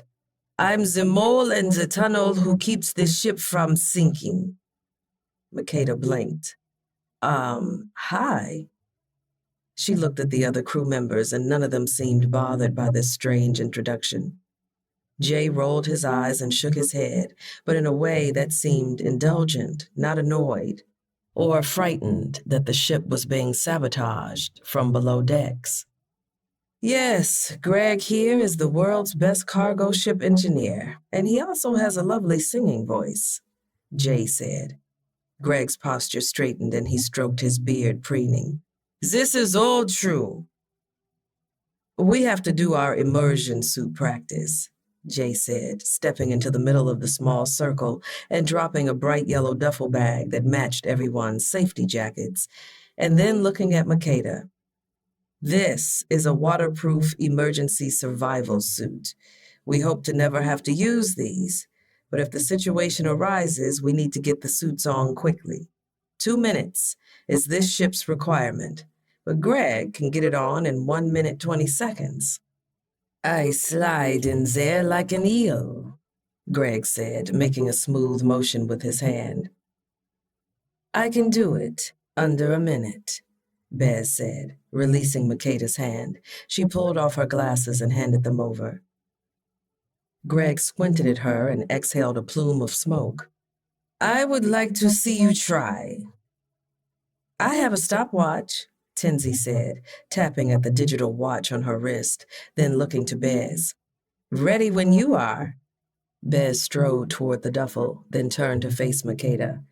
"Pay attention, sea snail." Everyone chuckled, but there seemed to be actual worry in Bez's gaze. "Go," Tenzi called out, and Bez flew into motion. Makeda knew that Bez was strong. That was evident in her physique and the fact that she'd caught her doing one-handed push-ups in the B&B's foyer. But seeing her in action put Bez's "I'm an investigator for a weird organization and save strangers in distress on the side" shtick in perspective. Bez swooped up the sack and gave it a hard shake so that the yellow suit rolled up inside of it slid out. It looked like a yellow Gumby creature had been smushed by a steamroller. She spread the suit out on the floor, folded back the material on either side of the front zipper, and dropped herself flat on the ground to slide inside of it. "Oh my God!" Makeda gasped involuntarily as Bez shimmied into the suit with forceful hip gyrations. Once her shoes were firmly in the suit's booties, Bez hopped to her feet in one smooth motion without using her hands. "Okay, I can't do that," Greg said, pulling out another cigarette while watching Bez with appreciation. "I would break my back if I tried that. Did you see that? She has the core strength of an oak tree. How can I compete?" As Greg provided the play-by-play, Bez slid her arms into the suit sleeves, which ended in mittens, and then zipped the suit up over her mouth and closed the safety flap, her wide-eyed gaze on Makeda. In fact, Bez had made eye contact at each step of her lightning-quick suit up, as if saying, "See, this is how you do it." 57 seconds, Tenzi called out, waving her watch-clad wrist, and everyone hooted and hollered. "Impressive," AK said, grinning. Bez's gaze hopped to him. "I'm sure you can do it faster." AK shrugged, but his grin deepened a bit. "I'm not a proponent of doing anything quick that can be done slow, but I make an exception for the immersion suit. My record is 49 seconds. Bez gave a nod of respect and then turned back to Makeda, sporting her gap-toothed grin. "Do you want to try, Sea Snail?" Makeda wasn't generally one for competition, but she was all about contingency planning. And if this was something she needed to know, so she wouldn't be a hindrance in an emergency, she would do it. Sure. Bez slid out of the suit and returned it to its storage sack. When Tenzi started the timer, Makeda struggled to get the suit out of the bag for what felt like as long as it had taken Bez to get zipped up in it. She carefully unrolled it, pressing out wrinkles, and startled when Bez shouted, "There isn't time for all that in an emergency." "Right, sorry." Makeda dropped to the ground, shoved her feet into the two long legs of the suit, and rolled over to her side to push herself to her feet. She stuck one arm into a sleeve and zipped the suit halfway before bringing her arm in and struggling to finish zipping it up with the giant mittens on her hands. The suit smelled like rubber and besnaria. When she was done, what felt like an eternity after she'd started, Tenzi called out, 3 minutes, 32 seconds. Makeda winced. Bez approached her with a grin. Good job. I particularly liked your worm wiggle at minute 2. No, it wasn't good.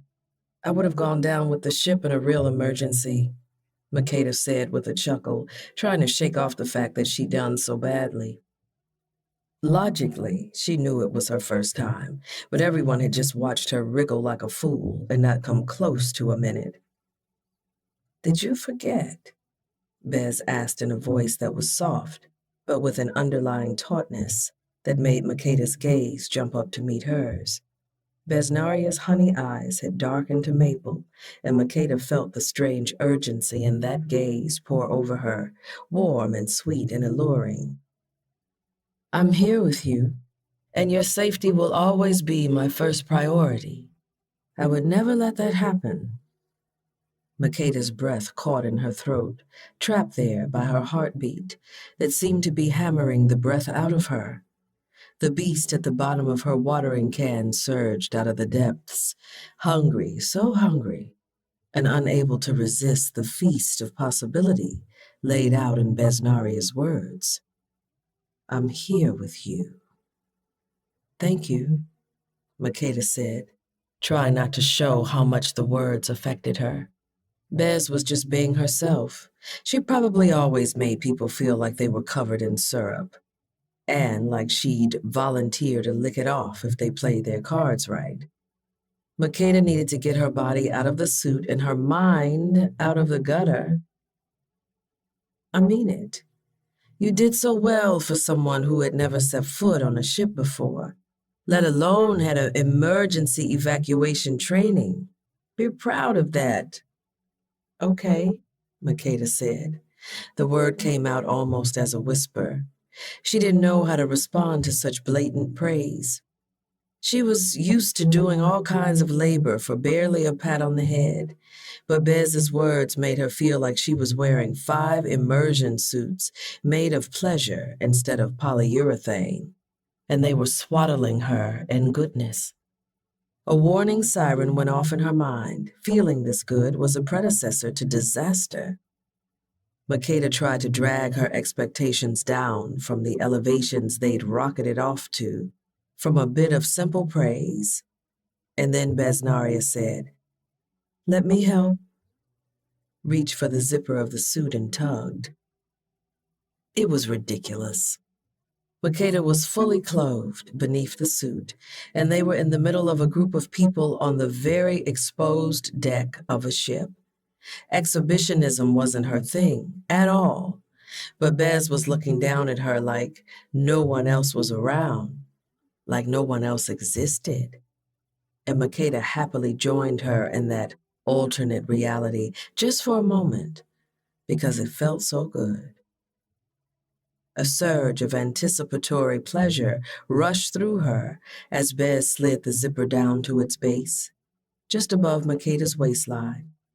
Her fingers slid in between the plastic and Makeda's clothing, a firm caress from Makeda's neck down to her elbows, searing even through the layers of hoodie and t-shirt, as Bez pushed the suit off until it pulled to the ground at her feet. Each move was made with deliberation and care, as if she was touching her real wife, without any awkwardness or hesitation. Bez touched her like she knew her. Makeda wanted to kiss her. She'd already almost done it twice, acting on some emotional impulse, but now she felt it like a need cascading over her skin. She wanted to press her mouth up against Bez's, to take and take, like giving was a concept she'd never been introduced to. This was what it was to want something for herself, for real. And it was as terrifying a thrill as any boardwalk amusement park ride. "Oh," she said, or tried to say, but it came out too breathy, more like a moan. Someone cleared their throat. "I know it's their honeymoon, but do the rest of us have to be subjected to this?" Greg asked, shattering the illusion of privacy. "No canoodling on this ship." "You're the one who brought your wife with you last year," Jay said, "and accidentally activated the PA system when you sneaked into the main office to— Okay, let's not talk about that," Greg said. Makeda looked away from Bez and found the crew watching them, their amused expressions snapping her back to reality. She had just almost kissed Bez again, this time in front of an audience. "Sorry," she mumbled. "Don't apologize," Thompson said. "Of course newlyweds will occasionally forget themselves. It's fine." Makeda should have nodded and smiled, going along with the ruse as usual, but instead she felt slightly sick. She didn't want this to be a ruse. She realized with an ache in her chest that she wanted it to be real. "And you were worried they would figure us out?" "I'd say they're pretty convinced," Bez said in a low voice, efficiently sniping every one of Makeda's buoying hopes.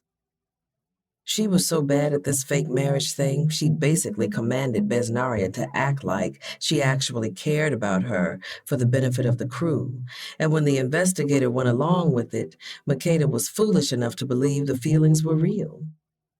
"I'm here with you, and your safety will always be my first priority." Of course, a person who saw Makeda as both a package to be delivered and a damsel to be rescued would say that. It wasn't romantic. It wasn't some seismic shift. It was Makeda reading between the lines of the literal contract she had signed, searching for the same thing that always screwed her over in the end. She was wrong, actually. There had been a seismic shift. Somehow, knowing that Besnaria's false attentions could affect her like this changed everything.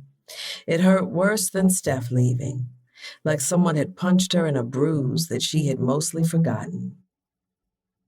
Makeda, who'd vowed to be more careful about who she gave her heart to, had been ridiculous enough to fall for a person she already knew didn't care about her. Bez was pretending for work and out of some twisted sense of honor. Bez had even warned her, in word and in deed, that she'd left a trail of women pining after her and wasn't planning on changing. Humiliation seared her.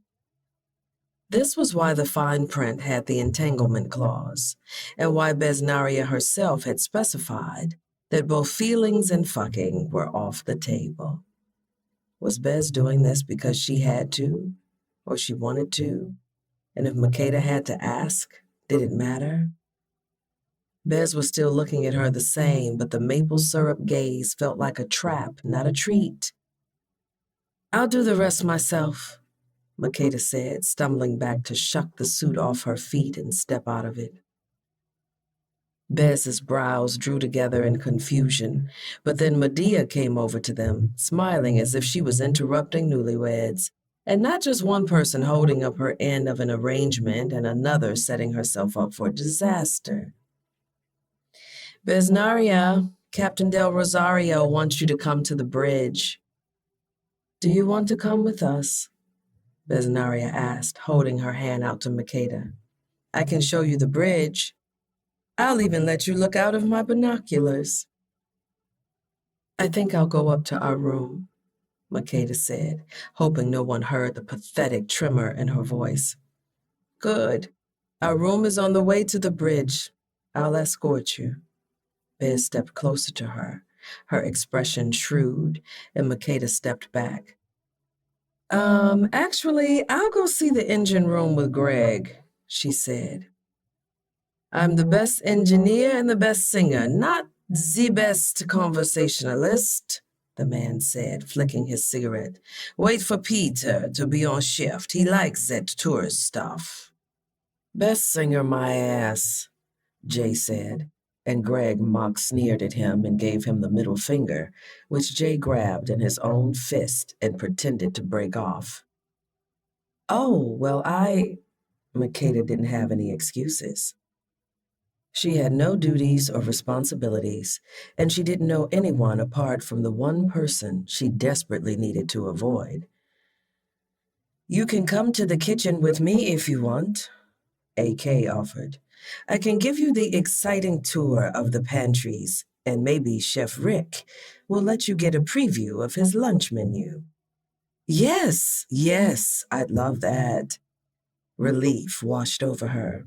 Besnaria pushed her glasses up her nose, but followed Medea up the stairs and accepted Makeda's weak wave when she and AK left for the galley. The kitchen was gigantic, or it seemed especially large with only 2 people working in it. Rick and Dana moved in a kind of whirling synchrony as they prepped for lunch. Makeda glanced at the growing pile of dishes in the sink. Should I load those into the dishwasher, or I can wash by hand? It would feel so good to wash a dish, to actually do something that had a tangible result and would keep her away from Bez. That's okay, Dana called out. Thanks for the offer. When AK showed her the meat storage, fish storage, veg storage, and dry storage, Makeda took note of all the ways they could be streamlined. You know, I worked in restaurants for years, and I helped my grandmother start a B&B, she said, an idea starting to stir in her head. I can help. No, you can't, AK said gently. You haven't signed a contract, and you are a guest on the ship. Working would endanger you and would also threaten our insurance rates if you got injured doing something unauthorized, like using knives in the kitchen or creating dangerous stacks of books. Oh, she said, reluctantly retracting her helpy clause, which had been desperate to find purchase in something other than her own ridiculous thoughts. The shining sea she'd felt glint on the surface of her watering can had gone dull. She'd spent most of her trip doing the same thing she'd always done, getting hung up on an emotionally unavailable woman and trying to help where it wasn't needed. Only now she was trying it on the high seas. You told me before you were a multi-tool, AK said, leaning against the door to the dry storage pantry. Do you think being out of use for a few days will rust you? Makeda chuckled a little miserably. I'm not used to doing nothing, she said. Then thought of the downtime she'd been spending with Bez. Or only doing things for myself. It isn't relaxing. I understand that. You need to feel useful, to be serving a purpose outside of yourself. That sounds more majestic than how I described it, but basically, AK nodded. For some people, happiness is sitting down and not doing anything all day. For others, happiness is keeping so busy they don't have the time to sit down. But both can simply be methods of avoiding reality. Damn this man and his affirmations. What's happiness for you? Makeda asked, turning the conversation away from herself. AK smiled ruefully. I've been seeking my happiness for years, but I might also be avoiding the reality that I had it, lost it, and I won't be able to reclaim it.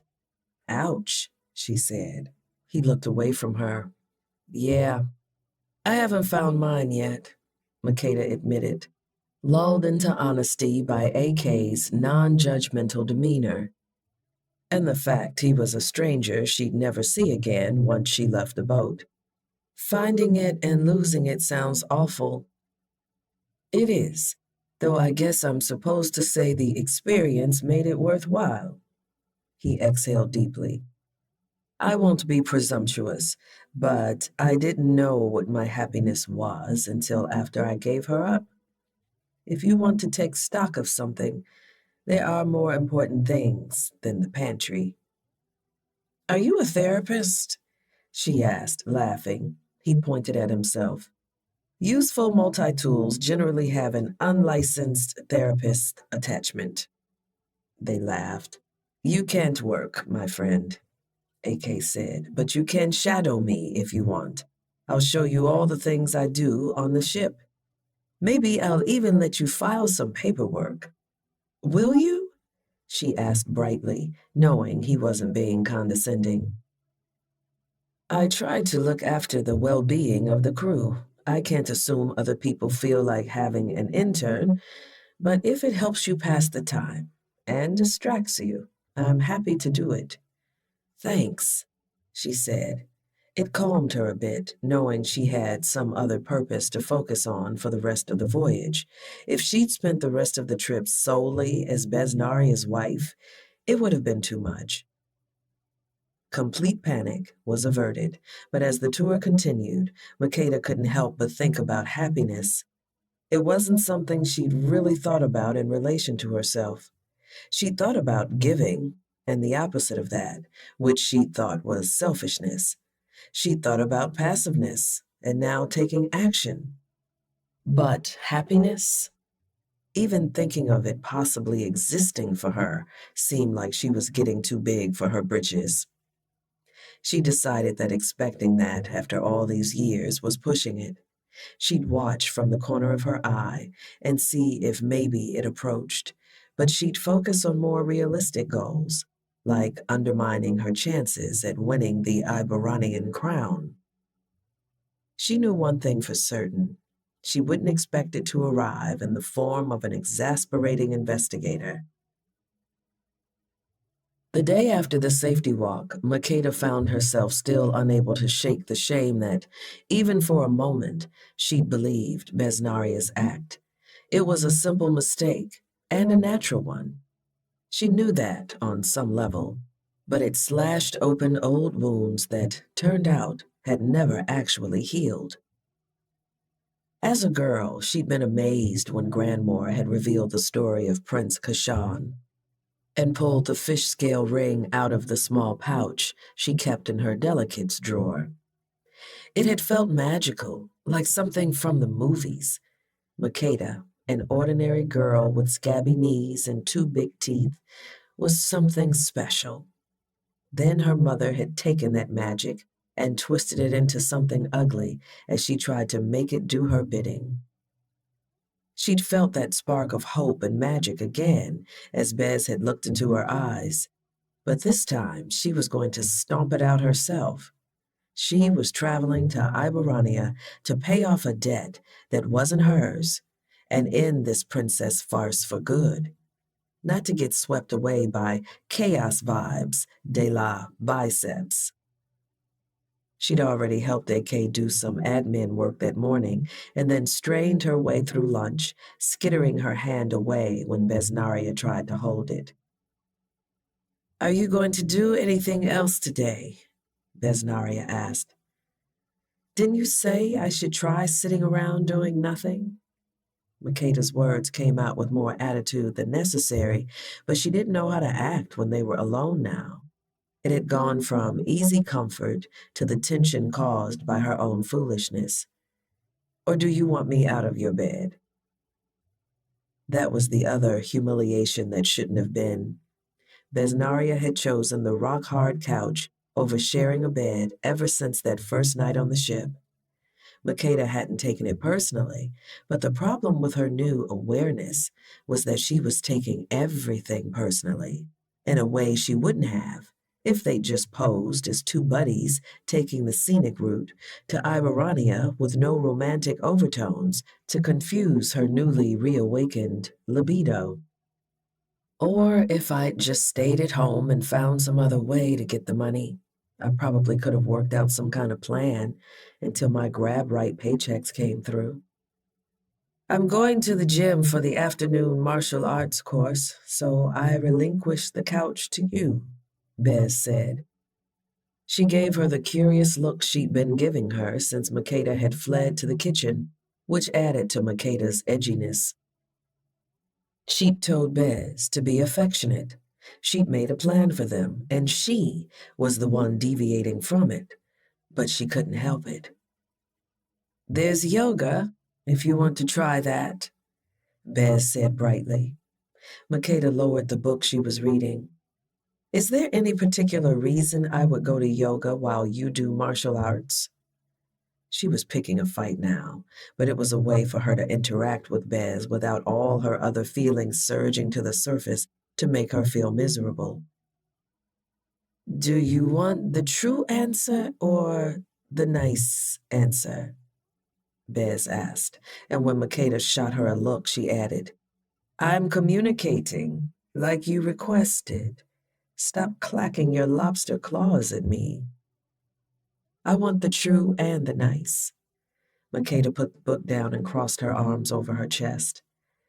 The nice answer is that yoga taught by a Drukian monk is something most people will never get to experience. Monk? Yes. Several of the crew were trained in a Drukian monastery, if I'm correct. It's why I'm taking as many of the martial arts classes as I can. Frankly, if anyone is foolish enough to try to board this ship, they'd have all their bones shattered before I even made it to the deck.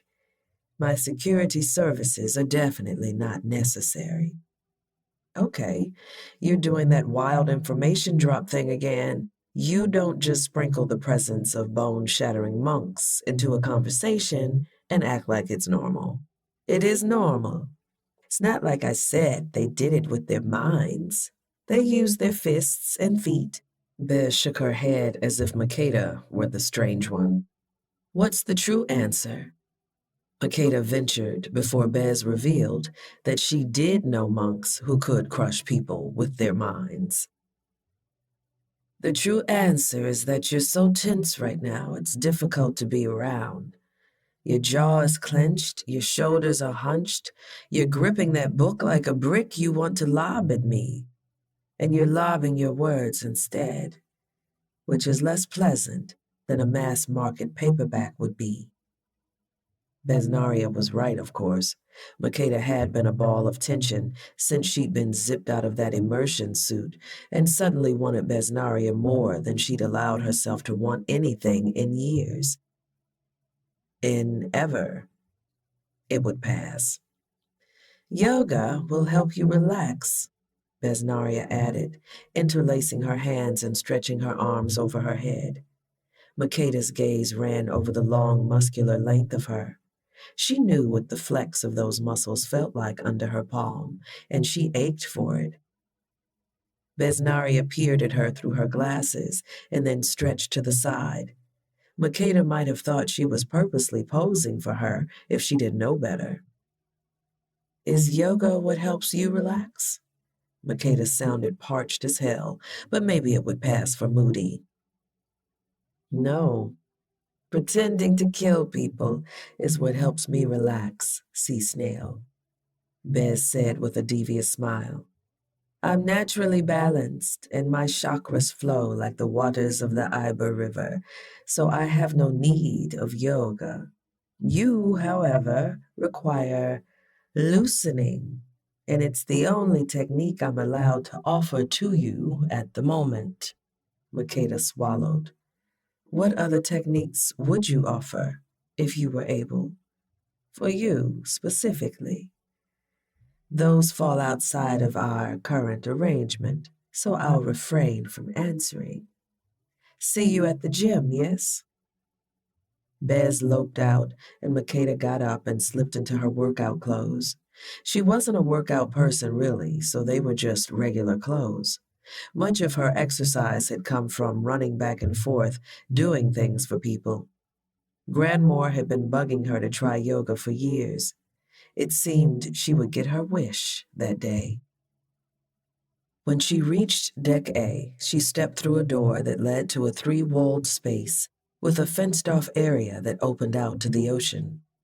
The brisk breeze carried away most of the smell of sweat and dampened the sound of people beating the hell out of each other. At least that was what it looked like to Makeda. On one side of the room, Chuck and Peter watched with wide eyes as Tenzi and Besnaria reenacted the climax from some Marvel movie. Both were covered with sweat, despite the cool air flowing from outside. Bez unleashed a roundhouse kick with one of her long legs, and Tenzi did a back bend to duck underneath it. What in the Mortal Kombat? Makeda's heart beat wildly in her chest. From her back bend, Tenzi moved into a handstand, where she launched a foot in Bez's direction before flipping backward fully and landing on her feet. Besnaria dodged the kick and dropped into a crouch, sweeping her leg out to hook Tenzi's feet with her own and topple her over. Tenzi hit the floor lightly and then burst out laughing. Damn, I haven't been taken down in months. Do you usually travel the world snatching people's pride like that? Besnaria helped Tenzi up, and then they began practicing the backbend move like they hadn't been in full attack mode a moment before. Are you going to challenge Tenzi next? AK stood beside Makeda. He wore a tank top and basketball shorts. It was the first time Makeda had seen him outside of the crew coveralls. He had the lean, muscular body of someone whose work required constant lifting. Both of his arms were covered with sleeves of intricate tattoos down to his wrists. These weren't the terrible kanji offered at the boardwalk tattoo shops that were often lifted from restaurant menus. These characters were impossibly fine-lined calligraphy interspersed with mountains, dragons, and adorably, goats. Oh no, Makeda said. I'm not trying to get my bones crushed. I'm here for the yoga. Nice, relaxing yoga. AK laughed. We'll see how you feel about that when the class is over. You're the yoga instructor too? He pointed to himself and waited a beat. Multi-tool, they said at the same time. She followed him close to the fence and watched as he laid out two mats. We'll take it easy today, he said as he knelt on one of the mats and gestured toward the other. And I'm not actually an instructor. But where I come from, we all do yoga together, often taking turns leading, kids and elderly alike. So don't expect this to be like something from a yoga studio in the US. I have zero expectations. I've only done a few yoga videos here and there over the years, she said, sitting facing the ocean. So easy is good. AK started her out in child's pose, sitting with her knees underneath her and spread a little, bending forward with her arms stretched in front of her. It was relaxing enough to make her start to drift into sleep as the boat swayed and her muscles unclenched. After that, she wished she had joined Tenzi and Besnaria, because at least with a high-speed martial arts fight, you know you were about to get your ass kicked. Although they never even did any standing or balancing poses, and the positions mostly consisted of not moving for a few minutes, each new move that AK guided her into stepped up the sensation that she was being pulled apart at the hips and shoulders and heart, but in a good way. Can I ask you something? She whispered while they stretched their upper backs with a twist. Since you have this lifetime knowledge, yes, AK whispered back. Is there a yoga move that will, align something in me and make me a different, better version of myself? She asked. There had to be, given how people had been on her case to try the exercise for years and years. At the very least, her edges had better be flourishing after this initial session. "Oh, yeah," he said something in his language that she didn't catch. "We'll do that move next." "Really?" Makeda squeaked, untwisting a bit to look at him. He glanced at her with raised brows and a grin, and she sighed. "Fine," she whispered. "I just thought maybe all this pain would be worth it in the end." "Is that ever the case with pain?" he asked. Makeda made a disgruntled noise. "What is the better version of yourself?" he asked a couple of minutes later as they came out of the pose. He looked poised and composed, but sweat had beaded on his temples, and he'd been doing this for most of his life. Makeda didn't feel so bad about her drenched t-shirt. "What are you doing to get there?" She thought for a moment. "I'm building rock-solid boundaries. I want to stop giving everything I have away. I want to be selfish like everyone else." Even as she said it aloud, it felt childish, infantile. "Has trying to create those boundaries made you feel better?" he asked, tone light. "No," she said, "but something had. Those brief moments where she'd imagined that Bez wasn't acting, that something might really exist between them. I think I didn't build them strong enough, though." "You don't have to build boundaries. You already have them, Makeda, and using them doesn't make you selfish." AK slowly shifted into a new pose as he spoke, crossing his legs so they were stacked at the knees, and his feet rested on the ground on either side of his butt. "You may not be listening to them or respecting their delineation, but you have them. We all do." "Well, I'm about to respect the boundaries of my knees because I cannot do what you're doing right now." Makeda positioned her legs as close to AK's pose as she could manage, and the pressure along her outer thighs and into her hips ratcheted up. She inhaled deeply. "You can't force yourself to take on boundaries that aren't natural to you and expect happiness," he continued, not allowing her to redirect the conversation. "You're talking about boundaries like they're walls to keep people out instead of instincts to keep you safe." The pulling sensation intensified the longer they sat and seemed to throb as his words sank in. "I hadn't thought of it that way." She felt that old shame stir in her. She shouldn't have told him what she was really thinking. Now he thought she was a fool, too, one who didn't know herself. "I'm not judging," he said gently. "Hell, I might not even be right. But I've struggled for years with feeling out what I'm willing to give to others. I'm not trying to be Yogi Master here. Just a guy who spends way too much time thinking about this because of my job." She didn't know why a ship's steward would need to be well versed in this, but she supposed he did do a lot for others, and time at sea made a person contemplative. "Any advice?" she asked as they switched their crossed legs and restacked them. "I'd say start with understanding your own boundaries better, why you have them and how much energy it costs you to ignore them. Sometimes it's worth it. Giving does not always mean being taken advantage of. And sometimes you're getting more than the person you're giving to. Sometimes they don't want or need what you offer, and you're taking from them."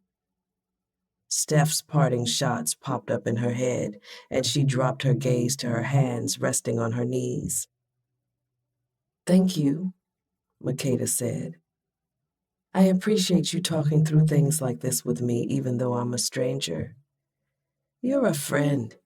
I think everyone can be a friend, but us multi-tools have to stick together," AK said with a laugh, though the brightness in his eyes had dimmed. She wondered what he had offered and who hadn't needed it, and whether that had anything to do with the happiness he sought.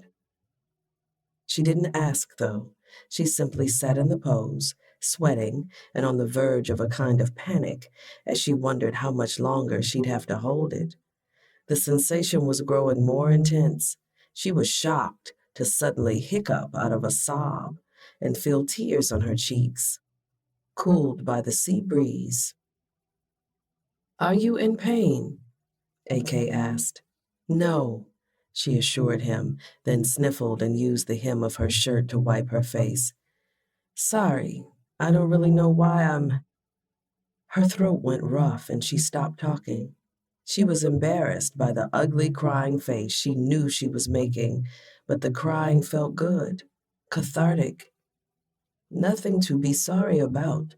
Some of these moves can release repressed emotions," he said. "Some of them release repressed gas, so I think we lucked out here." "You might have mentioned that before we started," she said with a wobbly chuckle. "Do you want to breathe through it or stop?" he asked. She was on a ship in the middle of the ocean heading toward an island that represented her greatest shame. She had fallen for the woman pretending to be her wife because she thought her duty to her family and her job required it. She thought getting on the ship would change her somehow, but she was still the same person, and maybe that wasn't such a bad thing. "Let's breathe through it," she said. She inhaled the salt air as she stared out toward the blue horizon, sniffling, sore, and still ignoring the fact that their destination was getting closer, and she had no real idea what would happen when she got there.